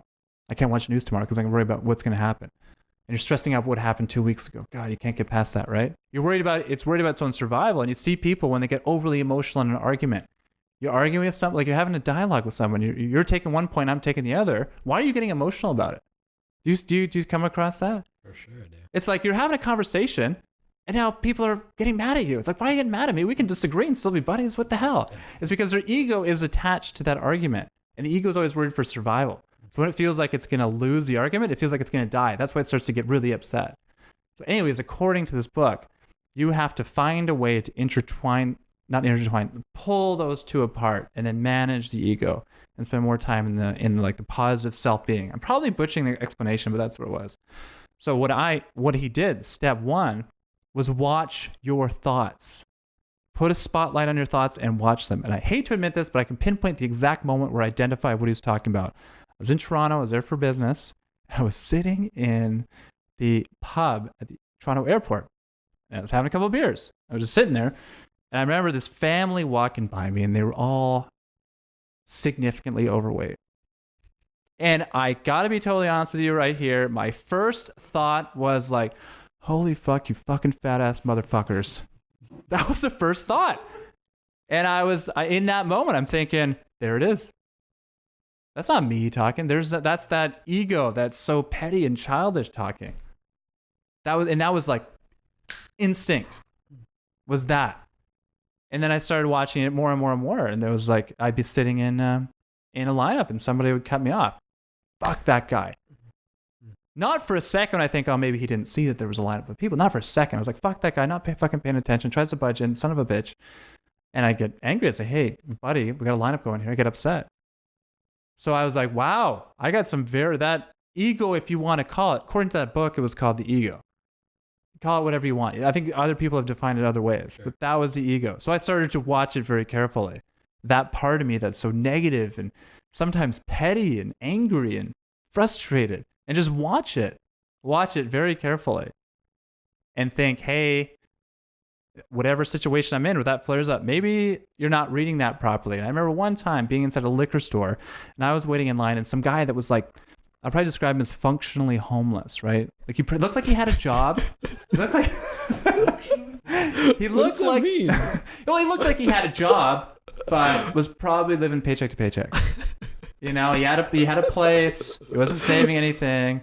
He looked like his mental capacity was probably not a huge IQ. And he walks in and he walks right in front of me. This is a big moment for me. He walks right in front of me. And I think to myself, my instinct reaction, this was huge. And it's such a small, petty moment, but it stuck with me. I remember thinking to myself instinctively, that poor guy, he must be in a rush. What do you think I would have thought of 5 years ago? But in that moment, I was like, that poor guy is in a rush. I'm just going to let him go instinctively. And he looks back. He's like shocked. He's like, holy crap, there's a lineup here. And I was like, you know what? You really look like you're in a rush. Just go ahead. No problem. And he looks at me all, because he's frazzled and functionally homeless, right? He's like, oh, yeah, I got to get out there for the bus. I was like, don't worry about it. Have at her. I got lots of time. That was a big shift for me. To me, be like, wow, all of my watching that frustration that comes up in every single situation all the time, I'll be watching that and dissecting it and analyzing it, cause it to calm down big time. That was the biggest moment, if you can tell. I describe that as, so I've explained myself as extremely rational. Yep. That's how I describe myself, is I can pull myself out of a situation. I can feel that this negative thought is coming into my head. And I look at it and I don't like that option. I don't like how that outcome is going to happen. Yeah, that's it. And I do the other thing. I had to train myself to be like that. And now I really feel it. I'm kind of sitting there and I'm like... But isn't that so cool that you can do that now? Oh, man, it's so much better. You pull yourself out of it. Totally. I would be sitting there and I could feel like these negative thought patterns. It was like it was a pull towards a negative standpoint. It was just kind of like just being pulled down. And I'd be like, whoa. Why am I going down this negative path? Why? What happening right now in my life is making my mind want to go down that dark path? Why doesn't it go towards a good path? What is going on here right now? And sometimes I'll be like, well, I ate like 40 wings last night and I got totally wasted. Maybe the hangover could be contributing to this mental state. Sometimes it's like that, right? Yeah. Sometimes like that. And sometimes I'm like, I'm just down. I got to talk to someone who's positive. And then I talk to Miriam and I'm like, hey, Miriam, I have these negative thoughts. And she looks at me like I'm from another planet. She's like, really? I only think happy things. I'm like, okay. Okay. I just pull that. She pulls that out of me. On that topic, we talked last time about surrounding yourself with positive people. Yeah. Oh, yeah. How have you consciously done that in the last year, 2, 3, 4 years, whatever? Yeah. It was a process. And how different has that made your life? Well, the process. Because two different questions. For me, it's been a complete game changer. Oh, God damn it. Unbelievable. It was a process. Like the first when I realized that was important. Mm-hmm. What made you realize it was important? What is it, Alex's comment? No, that was well after I'd learned it. I remember like friends of mine, when I would look at their dialogue with their family through text message. And I would see, I love you, you're amazing. I was like, that's your sister? That's your brother? You guys talk like that? Holy shit. And I was like, look at my dialogue. I'm chill. Like, look at my dialogue. It is like plain, as flat as you can imagine. Coffee? Sure. Thursday? Okay. What time? Yeah. And then you look at their dialogue within the family. It's like, love you, you're amazing. It's so supportive. And it was really, so that's when I first started to notice, okay, like it's very important to have positive people in your life. This was probably about 2 years before Alex actually said that. So I did a couple things. I looked out at all my friends, all the people I was surrounding myself, all the acquaintances, and I said, okay, who are good and who are people I should probably be watchful of, and which ones do I got to cut out completely? So some I literally had to say, I'm going to keep my distance from those. And I didn't want to get into a situation where I had to confront them. I've seen people confront them. People go to friends that are bad influences and say, we can't be friends anymore. I didn't really want to do that. So I just kind of slowly distanced myself from the people that have bad habits, negative habits, some really dangerous habits. Just slowly spread myself away from them. And there were some friends that I've got where it's like, you've been friends with them for 100 years. They're a little bit negative. You got to give them some slack. That carries some weight at the time. I went to high school with them, whatever. Elementary school as far back. So those people I'd have in a separate category, as long as their behaviors were not too bad. I was very focused on headspace and behaviors. And when I say behaviors, a lot of that time that meant drug issues. I did not want people in my life that did anything hard. And coke, usually it would be coke or MDMA or probably those two. Or ecstasy was a thing for a while. I've never touched any of that. I don't want to be around people that do it on a regular basis. I don't want to get pulled into that shit. And then I look at the rest and just being like, who are the people that like are so positive, give me positive feedback, tell me how good I am, and they mean it. When we talked about that last podcast, actually mean it. Who are those people that I really want to be around? And lo and behold, up pops Alex. Yeah, and he was very positive. And someone told me, they said, you should be friends with that guy. You should really be friends with that guy. And I met him and I was like, nah. Joking. Yeah, but no. So that was I don't think that was the question you actually asked me. My question was, but that was important. That was an important part of the question. Have you consciously created your inner circle based on positivity? For sure. I just wanted to do the background and the conscious thoughts I was going through throughout that. 100%. And eliminated 100%. Negativity, basically. Yeah. Eliminate the negative, bring in the positive. 100%. And Miriam is such a huge part of that. Someone once came up to me when I was single and they said, what are you looking for? And she was asking for Miriam, but I didn't know at the time. And I said, her name was Herta, it's a German woman. I said, I really need someone that's positive. She has to be positive. And I jokingly told Miriam's mother the other day about that story. And I said, be careful what you wish for. Because she is like an avalanche of love and positivity. Yeah. She looked at me one time and she said, Steve, what do you think of how much I love you? What do you think about that? I look at her and said, it's terrifying. She's used to it by now. She says, my boyfriend, ladies and gentlemen. Yeah, but no, having positive people around you, naturally positive. holy crap, they lift you up like nobody else. You have such good feedback. It's unbelievable. It's hard to like really put your finger on it, but they really lift you up. At a time maybe when you're down and there's no reason to be down, and they come along. Mm-hmm. Just the other day, I get this text message from Alex. It was this hilarious song. I can't remember what it was though. I might have to play it for you. It's hilarious. But it was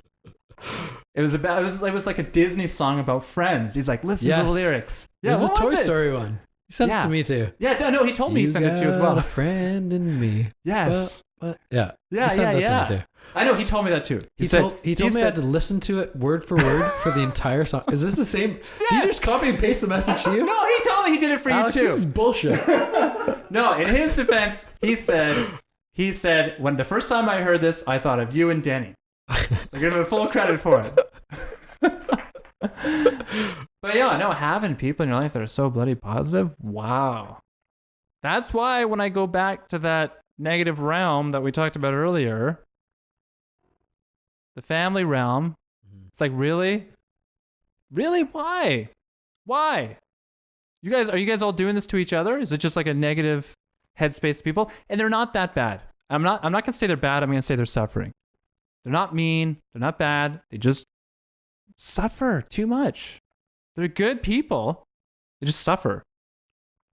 And it's there's a way out of it. And I don't think they want to put in the effort to know what that way out of it is. Mm-hmm. I put in that effort with them. And they didn't want to give it back. It's been a complete game changer for me. Having positive people around? The last year of my life has been like ridiculously better than anything I've experienced because always surrounded by positive people. And I'm consciously doing that. Yeah, you got to find those people. It's insane. It's such a game changer. Yeah. And most people don't have the guts to eliminate the negative people. Totally. 100%. Right? That's Gary Vee was on that too, wasn't he? He was. That's the one podcast I've heard by him. He is ruthless about that too. But it like in a good way. For a reason, right? No, he's like, if it's your best friend you've had for years, if it's your family member and they're that negative, I'm sorry, you got to cut them out. You got to cut them out. You got to give them every opportunity under the sun to become more positive. He's like your spouse, your mom, your dad. It doesn't matter who they are. Yeah. If they're a negative influence in your life, you have to eliminate it. Yeah. Not eliminate, but like instead of seeing them once every 2 days, you need to see them once a month. Like it's just such a draining experience every single time you're with them. Yeah. And I've had that now, and being on the other side of it is just a complete game changer. Oh, yeah. And you're not going to go back. That's something I'll avoid like the plague. No. Yes. Yes. Holy shit. It's terrifying. Yeah. Because when you're in the situation, you don't realize it fully. When you're looking at it from the outside, you're like, holy shit, what the fuck was I doing? And luckily, you're the type of person that won't spend too much time asking themselves that I question. thought about it for 3 seconds. I thought, what the fuck was I doing? And then I was like, all right, over there. And you're like, hey, whiskey. And it was only $35, Steve. You taught me up. Speaking of that $35. Yes, I will. As we get topped up. That was a good one. That was really good. No, because that's something I really think about a lot. Something I've found that's brought me a lot of positivity is social media. And I've seen yours, and I'm watching it very closely. Hey, a lot of that's inspired by you. Watching it very closely. I'm okay with you talking about me when you talk about social media, so you can talk about me. What's been the reason? Like, why are you changing? Why are you more involved in it? What are you seeing value in social media right now? Carl, you're empty over there, buddy. That's the best way to describe this. It's like, because I have very specific views on it. Yeah, I'm excited to share them, but I want to hear your perspective first. Well, for the first time, to me, you're like you're getting into it now. Yes, and you're It seems like you're excited about it, and I'm pumped about that. Yes, for the first time, I know what it is. See if I can communicate it properly. For the first time, I'm able to put myself on display to the world. Isn't it such a good feeling, right? And be okay with whatever you got to throw at me. But you're being yourself. Oh, 100%. And that's the exciting part. There's no, I hold back in certain areas because I'm worried about other people, family-wise. Sure. But no, honesty is amazing. And if I'm honest and you want to criticize that, have at her. And I'm excited to feel and address those concerns, if you will. Can I give you a really good story though? Yes. So remember I told you about that speech I gave at that wedding? Yep. This is the one that Miriam nudged you into? Yes. Okay. Yes. There was a guy there. He was the MC. Mm-hmm. And I met him at the stag party. Okay. And I was like, yeah, he's a nice guy, but he's kind of mean to me. I think you mentioned this guy before. Yeah. He was just kind of mean. And every time he was kind of mean, I was like, well, maybe he's just being antisocial. Maybe he's just uncomfortable because we're a group of guys. Some people are not comfortable being the center of attention in front of you if it's a cool stag guy. So I give a ton of rope, ton of leeway. But he's always kind of mean. I was like, whatever. So at the wedding, you got to be positive. I went up to him and said, hey, you did a great job. I don't think he did a very good job. He said a speech? Well, he read from the speech. He had the piece of paper. He's like, dearly beloved, he's doing the thing. I know. It just straight from his head was buried in the thing. So I want to keep the peace. It's a wedding. You got to be positive. Sure. So I walked up to him and said, hey, you did a great job. Good job. Shake his hand. Good for you. Right on. Good job. Keep it up. Because he had instructions later. All right, well, everybody please sit down and eat your food MC? now. He was the MC, yeah. He was not a bad guy, but yeah, he's just mean to me.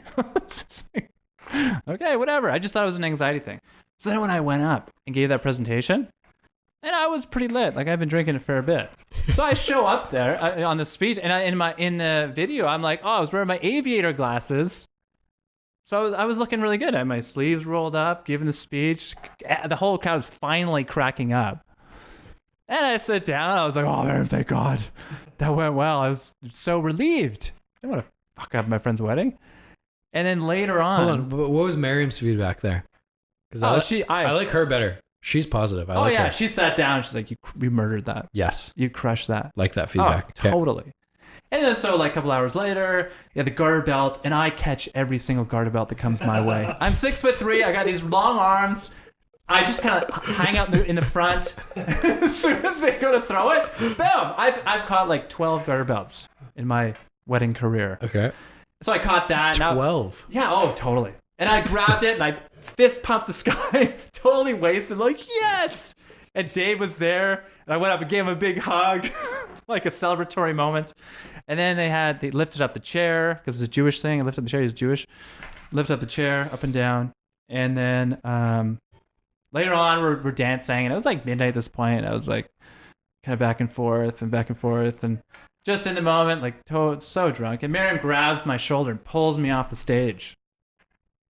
And I remember thinking, what's going on here? Delirious. And she said, did you hear what that guy just said to you? I said, no. And I was like, who? What are you talking about? What just happened? I was dancing on the dance floor. Why am I not dancing on the dance floor right now?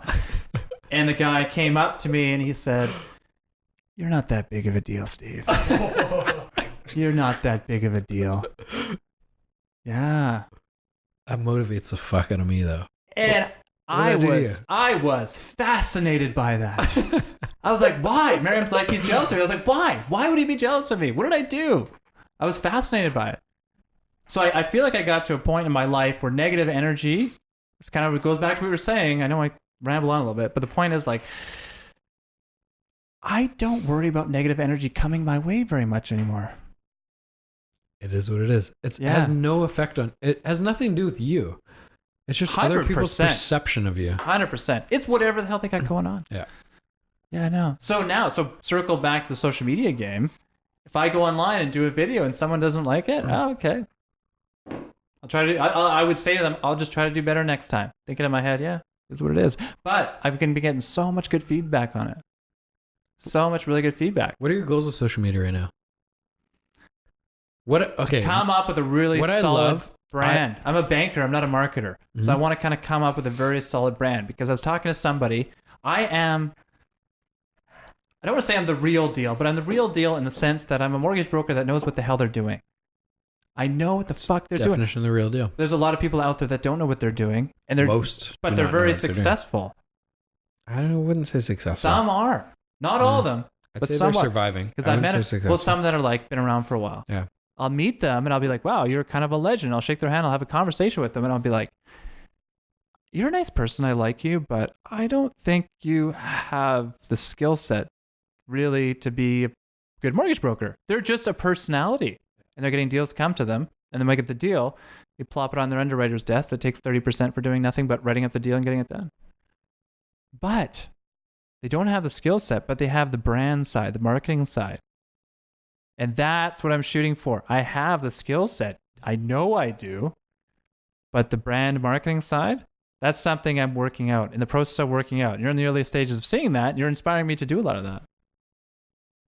What am I inspiring? Because, okay, this is interesting for me because I think I'm just starting on social media. I got really into it probably 6 to 8 months ago, and I'm completely all in now. Yeah. Basically, my goal is to share my story as an entrepreneur, who I am, and always be true to like my personality. Never filter stuff. So I'll like take a video and I'll be like, "Is that me?" Yep. Okay, I'll post it. I'll take a video and I'll be like, "That was kind of filtered." I'll delete it.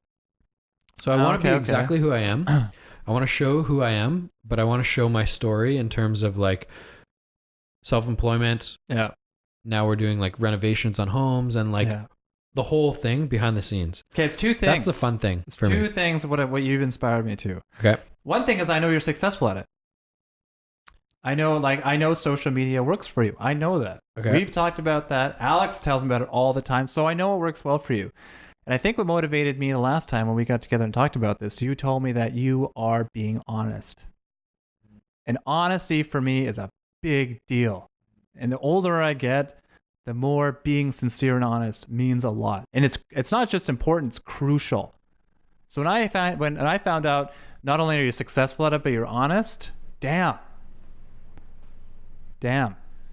Remember I said, when you said, don't be afraid to say I don't know, because the alternative is lying. And lying is really bad for you psychologically. And I said I've been spending a lot of time watching my headspace and being honest, what that does to your headspace. And I found out you're honest. This guy's got something. That's what it was, those two things. But it wasn't until we had that podcast and I picked your brain and we talked about it that I understand this guy is telling the truth. He's not, what words did I use? He's not making shit up. Remember? I said I see guys making shit up. I feel like I don't need to. I feel like I'm living the exact life that I want to live, and it's exciting for me. That's so cool. I'm just sharing the story. It's a story, right? Yeah.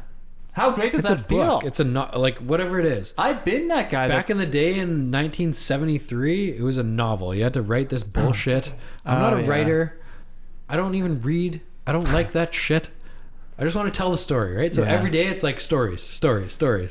That's what it is. But it's not just stories. It's like this is me. This is what I'm doing. Yeah. At the exact moment. Yeah.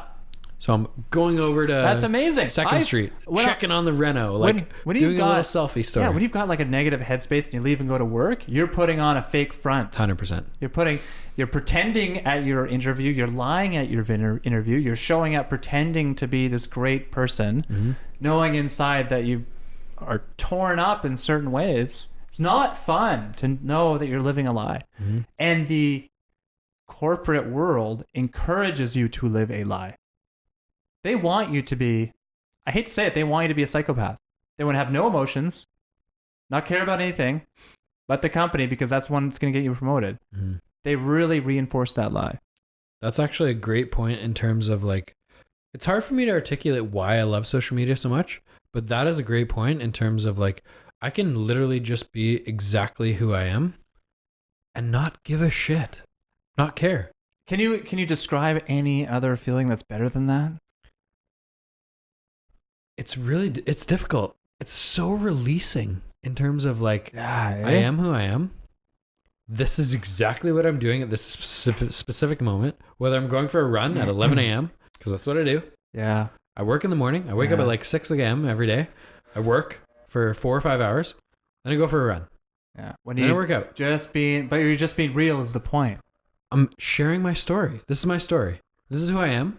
This is the way my career is progressing. This is where I want to go. And I'm just telling the story. Just being honest. And it's encouraging to get feedback in terms of like people loving that I'm into fitness now and that I've like lost 30 pounds and like all this shit. Mm-hmm. But at the same time, it's just like, I don't like that doesn't really affect where I'm going with social media, because the social media for me is my story, who I am, where I want to go. Mm-hmm.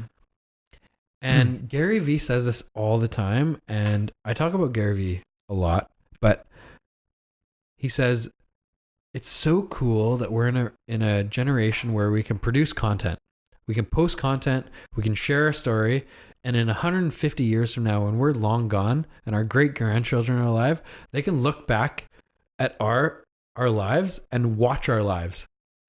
Isn't that such a cool thing? Like, they're gonna look at our social media. They're going to know exactly who we are, what we did, our stories, our posts.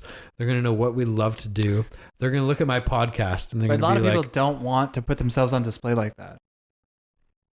Do you think? Why? Because it makes you vulnerable.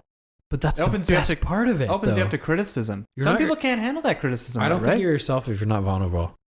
You're not yourself? Yeah, that's true. You're not yourself if you're not vulnerable. For sure, but you got to understand, when you put yourself honest and open on a medium where people are watching and you're being vulnerable, can you handle whatever feedback's going to come your way? But I don't care. Yeah, you can't. I'm not talking about you.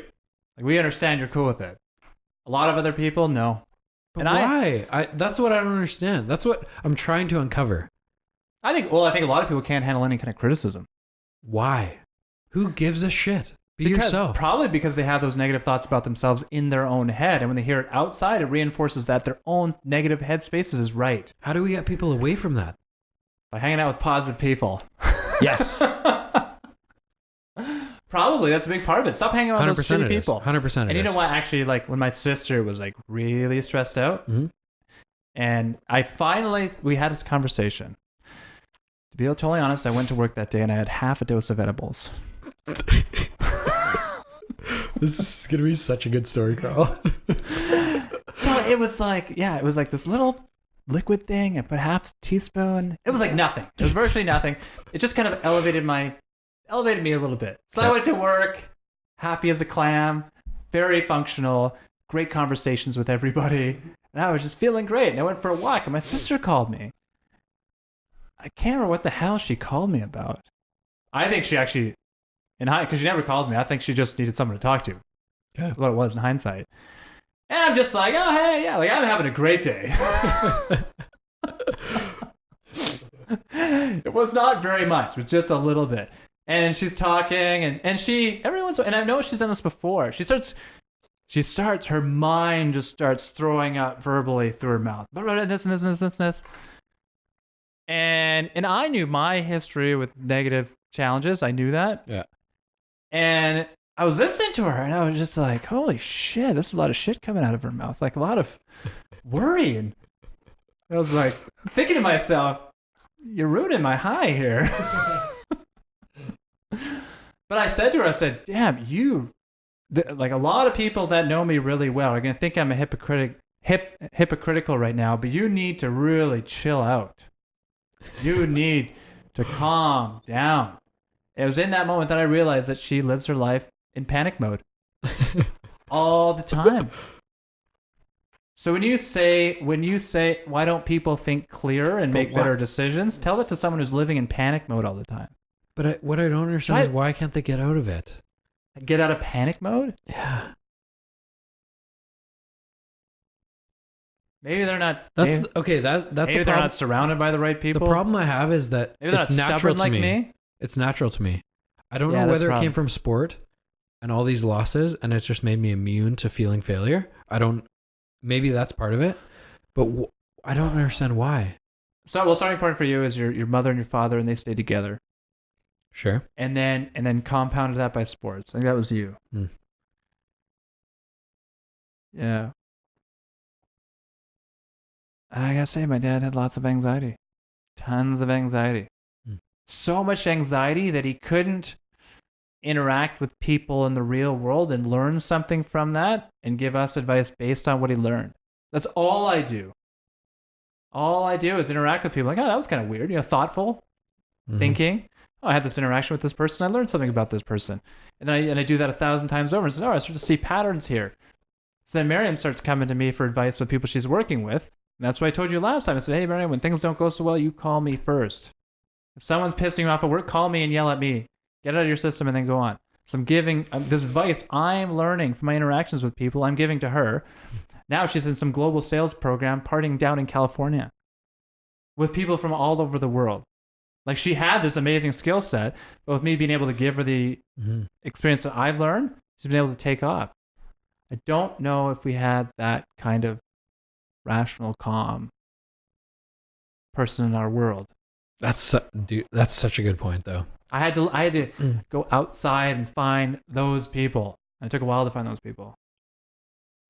And I think some people that are trapped in that headspace don't realize there's people out there that can calm them down and make them think. And then they get so trapped. They're trapped in their own heads. They're trapped with this negative panic, worry headspace that they're just trying to get through the day and live another day and just keep going to work. The idea of being like, why can't you just get past it? That is a million miles away from their headspace. Why? I don't know. That's a really good point, though, in terms of being surrounded by people that will push you in the right direction. Because I feel like I'm lucky It's reciprocal. enough. It's reciprocal for me and Miriam. She does it to me too. Sure. I'm lucky enough to be surrounded by a few key people right now that are pushing me in the right direction. So it was one, getting out of a very negative situation. Yeah. But being surrounded by Jamie, who is like ultra positive, like his mind works different than 99.9% of people in the world. He's just like, what's next? He's like always thinking about the next thing. And like Alex is a best friend, like very positive influence. Now, like Lauren, who I'm dating, is like the most supportive human I've ever met in my life. And she's just like, your podcast is amazing. What you're doing is amazing. Yeah. This is awesome. Nice. And it's so cool to have these like positive influences that like just keep pushing you and pushing you and pushing you. Yeah. Because I think like, for a while there, you had people holding you back a little bit. As you trudging through life, people are like a little bit holding back. And now you got to a point where you got people behind you pushing you forward. And it's been a complete game changer. It's been like, let's say my trajectory was like this. And in the last year, it's been like this. That's how I feel anyway. Yeah. I don't know if that's realistic or not, but my feeling is that I'm more motivated and optimistic than ever. And it's... So I think the lesson to be learned there is it doesn't... Why is a very difficult question to answer. And I think that's going to take people with a lot more skills and education than you and I to figure that out. But all we know is that if you surround yourself with good, positive, driven people, the outcome is good. And that's all we need to know. So good. Right? I'm a product of it. That's all we need to know. 100%. You and I spent a lot of time thinking about why people are like that. When, who gives a shit? Just start surrounding yourself with good people. For sure. Yeah. You need clinical psychologists to answer the first question. But hey, if just hanging out with cool people that are positive and optimistic and give you good feedback is enough, that's a pretty easy recipe. Yeah. Right? And I try to be that for other people. I really try to be that. That's why when you said about me being, I can't remember exactly what it was, but you said you saw me as a positive person. Very. That's why I'm so happy that I'm putting that energy out in the world. I have one more thing to talk to you about. This is really exciting for me. Oh, man. It's going to be so much fun. I'm worried. I only know this from Alex. Okay. And I feel like whenever we get together, we talk a bit about Alex, so we should give a bit of a shout out to him. Yes, I love that guy. Describe Alex so usually I start every podcast with saying, describe yourself in 3 words. Describe Alex in 3 words. Archie, is that one of the words? Well, happy is happy. It's like youthful and happy. Youthful Like it's like happy and youthful because it's like happy, but it's like a young type. Okay. I'll go hang out with them and they'd be thrilled to tell me this documentary saw about bees and honey. So it's a youthful happiness. Okay. And just, I guess if it's got to be down to one word, it'd be like social. He just loves to be around people. He's, you know what? God, when he sees me, it's like the happiest moment he's had all day. How do you think that makes me feel? I told him the most impressive quality that he has to me is that he is more comfortable in more situations than I am. And so I learned a lot from him being like, he goes into like a group of 25 people that maybe he knows like 6 people. And he's just like the most social, easygoing person in that group. Whereas I'm uncomfortable because I don't know 85% of the people. Oh, okay. He might disagree with you on that. No, I see a lot of value in like what he does in those situations. I remember he experienced something very difficult in a work sense. They let him down a path, believing he was going to be given something. Sure. In the last minute, they took it away from him. And I remember I was there when we both found out at the same time what had happened, and I was worried, knowing the bank that that's what was going to happen. And when I saw it, I was like, fuck them. Like, fuck them and fuck him. Like, not Alex, the guy who sent him the email. I was like, that's such fucking bullshit. They knew that from day one. They led you on. I was so fucking mad. And then Alex looks at me and he goes, spade's a spade. Play it as it lies. Do you think that's what he actually thought in his head, though? Or is that his portrayal? I think he pulled a Denny and he was like, rationally, what do I want to do in this moment? Do I want to be Steve and be all pissed off? Or do I want to try to think of the positives, take what I can, and keep moving on? I was pissed, though. I was so mad. It's worked out. What's that? For him? Mm-hmm. Yeah, it has, yeah. He's doing well. So, yeah, and it's nice I'm just excited to see him doing well. So happy for him, so positive. And I got to say, every once in a while, and I don't even think about this, every once in a while he looks at me and says, Steve, a big part of my happiness is because of you. Totally catches me off guard. He's never said that to me. That's a lie. Fuck that you, is a Alex. lie. That's a lie. And when he does it, and I don't want to take credit for anything other than like whatever I can do. Whatever I can do. And sometimes I feel like that's not very much. But when he says that to me, it really warms my heart a lot. Because he does it to me too. He's very positive to me. Sorry. Mm-hmm. He was we hated on Alex a little bit in the first podcast, so maybe we should give him a little bit of love in this one. You hated on him more than I did. I will not go on the record saying I did that, but I do love Alex very much. Oh yeah, you know he was the most supportive human being for me in the last 2 years. It's been amazing, and he knows. Yeah, one thing you got to know about me, and I think most people know this about me. If I really care about you, I tease you. He knows that about him too. Yeah, because if I ask Miriam, the people that I love the most in my life, I hate on the most. Yeah, and Alex knows that totally, for sure. Yeah. Totally tease them. I don't know what that is. It's like a schoolyard locker room type thing. Ask Miriam. I tease her relentlessly and in front of other people.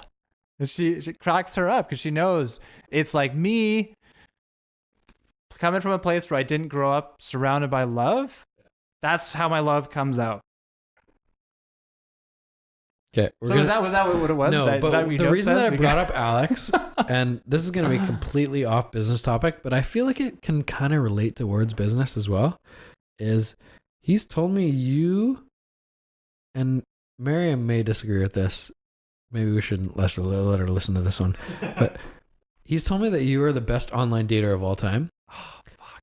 And he's told me that you have this like list of procedures that you go through in terms of online dating. And I used to. It's in relative. A long time ago. But we need to get into this. We've got 10 minutes to divulge all your secrets. Okay. And well, the reason why I bring this up at times is to help the younger generation. See, this is what we're doing. Yes. We're helping younger entrepreneurs. Okay. They may be dating, they may not be. So but way before I met Miriam, there was a time where I was in the online dating game. I was confused in my 20s. Yeah. Marion was a million miles away at this point. So sorry, what was your question? I want to know your dirty secrets of online dating. I know they have this like ridiculous like platform where you're like, first date is always a coffee meeting. It's never goes longer than 20 minutes. No, I never said that. But yeah, coffee meeting for sure. Okay. Okay. So Alex told me it was like 20 minutes max or something. No. Yeah, and then you had like this. You had this automatic message on your phone that pops up that you're like, oh shit, I gotta go. It was so nice to meet. No, that one wasn't me. No, you No. said it was you. I had a process. I don't know about that one. Let's hear the process. I definitely had a That's what I'm getting process. into. Well, like this was me in my mid-20s. Date 1, date 2, date 3. Yep, for sure. Cool. Okay. It was like you go on a number of dates and it becomes like living Groundhog's Day. Have you seen the movie Groundhog's Day where every day the guy wakes up and it's the same over and over? Yeah. Well, you kind of go through a situation, first, second date. You like pick up a few things. Okay, I won't do that next time. Sure fucked up there. Hey, that worked out well. And then you just kind of over time, you kind of formulate a strategy, a plan. Okay. I have learned that the hard way recently, by the way. And a lot of what I used to do, I've learned is wrong. Okay. It's very wrong. And then one thing, I always thought I was going to come across a woman that would want to take advantage of me financially. Like she's only going out for me because I can get her a free meal. Too. That concerned me. Mm-hmm. So I said, okay. Your goal should be to get this girl to like you and to spend as little money as possible. Somehow this was safe. I'm not saying it's right. I'm just saying that was my headspace at the time. Okay. So whoever it was, whether it was online or somebody else said you got to meet this guy, I'd always meet him in the same spot, like Groundhog's Day, right? Same thing happens all the time. So I'd meet him at Starbucks. So I'd set the date. We'd meet at 6 p.m. And because of my money strategy, I would show up 15 minutes late.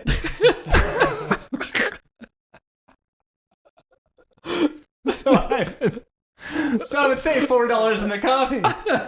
I'm like, she'd buy you the coffee. No. She'd buy her own coffee, and then I would buy my coffee. So I didn't spend anything. I know, it was horrible. And then I'd show up and I'd be so apologetic. I'm so sorry. Work caught me up. I really feel really bad. I'm really sorry.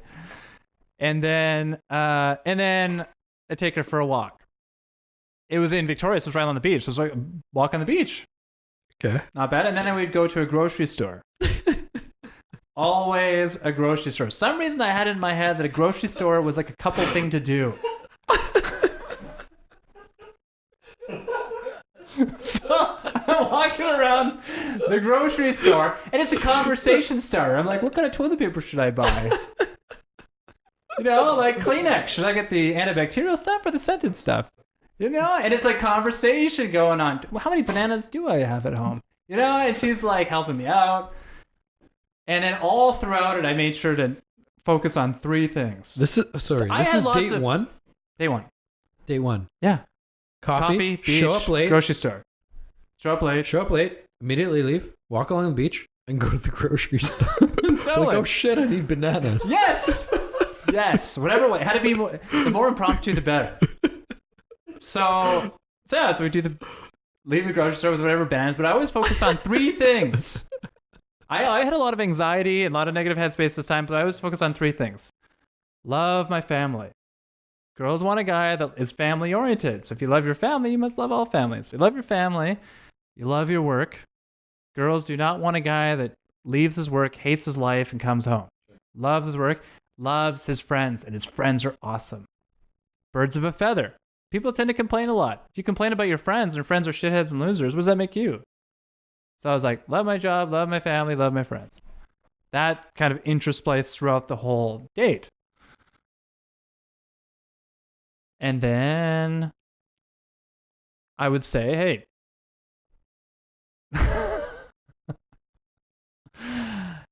we're outside my place. And I would, word for word, I'd say, would you like to come in? But just so you know, you have to leave early because I got to go to work in the morning. Dude, you need to write a book on this shit. Alex keeps telling me. You have to write a book. And nothing extreme would happen that first night. But I remember one time, I remember a girl, like, Groundhog's Day. Watch the movie Groundhog's Day. It makes a lot of sense. And I'd come in, walk into the living room. And I remember one time, they had a couch and a chair. And a girl sat on the chair. And we're thinking, fuck, I can't make a move from the couch. I'm sitting on the couch, she's in the chair. That's way too far. So the next time I had a girl over, I made sure to put lots of clothes and bags on that chair so she would sit on the couch.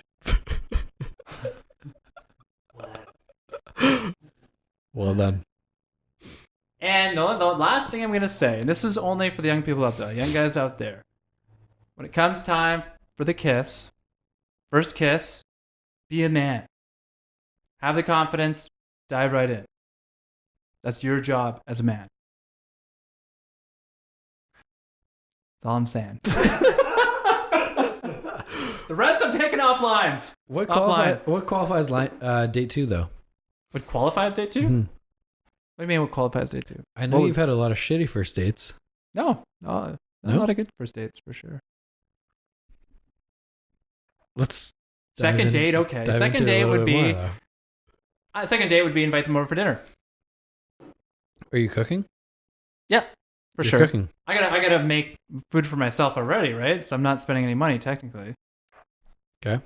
And then she'd bring over the bottle of wine, and then I make dinner. So date 1 and date 2, you're trying to spend as little money as possible. Correct. Just because I didn't want to be taken advantage of. That's kind of what it was, right? I got it. My headspace was not. I changed a lot in my 30s. Let's just say that. That's where I was at in my 20s. It was, yeah. And it was successful. Okay. You're going to get me in so much trouble. Give the viewers one other point for like date 3 to 10.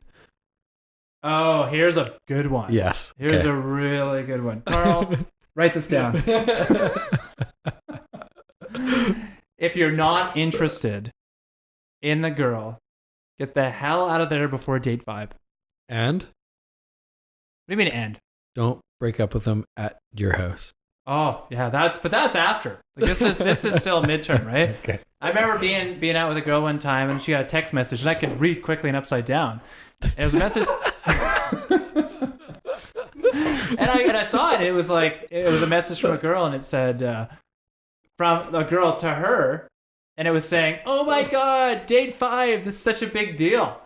I remember seeing that being like, "Fuck." So date 5.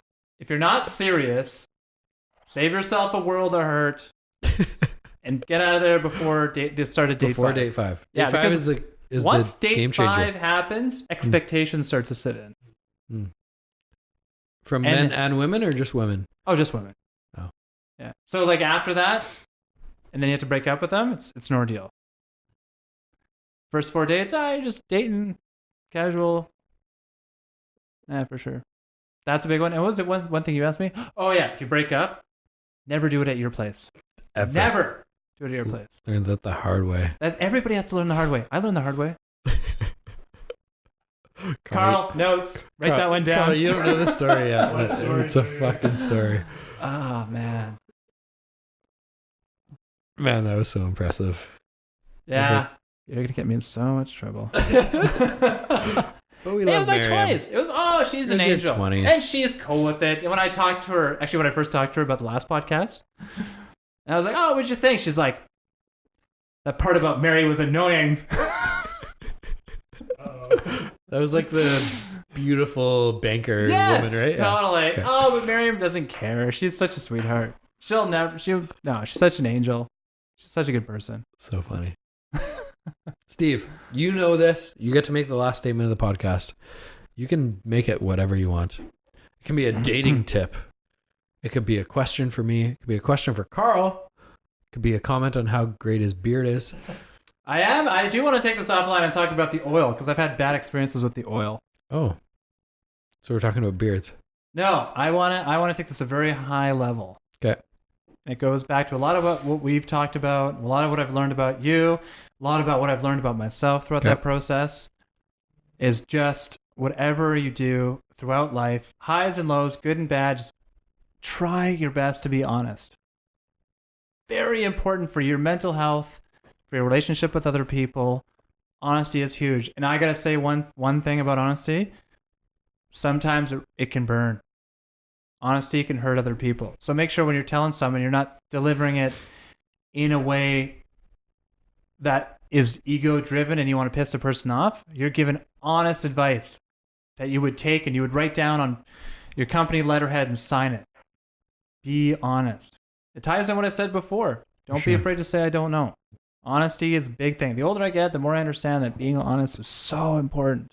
It ties into being yourself too. That's honesty. Mm-hmm. It's your honesty. It's not everybody else's honesty.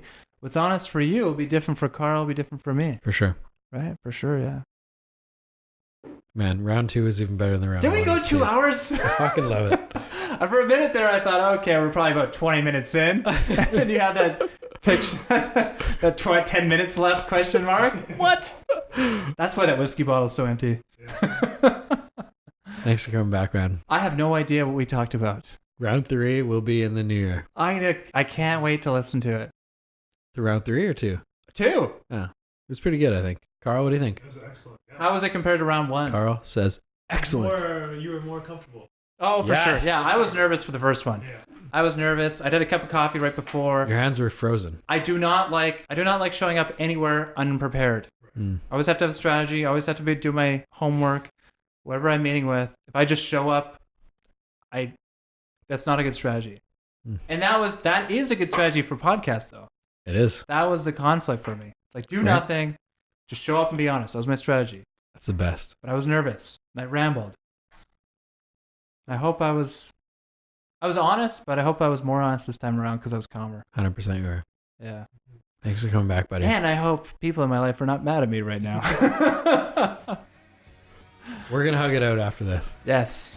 Love and it. if anybody's mad at me, I'm going to tell them to give you a call and Carl a call. Guys, thanks so much for listening. Hit me up on Instagram, denny.uma or Steve. Carl will put it in the podcast notes. Later.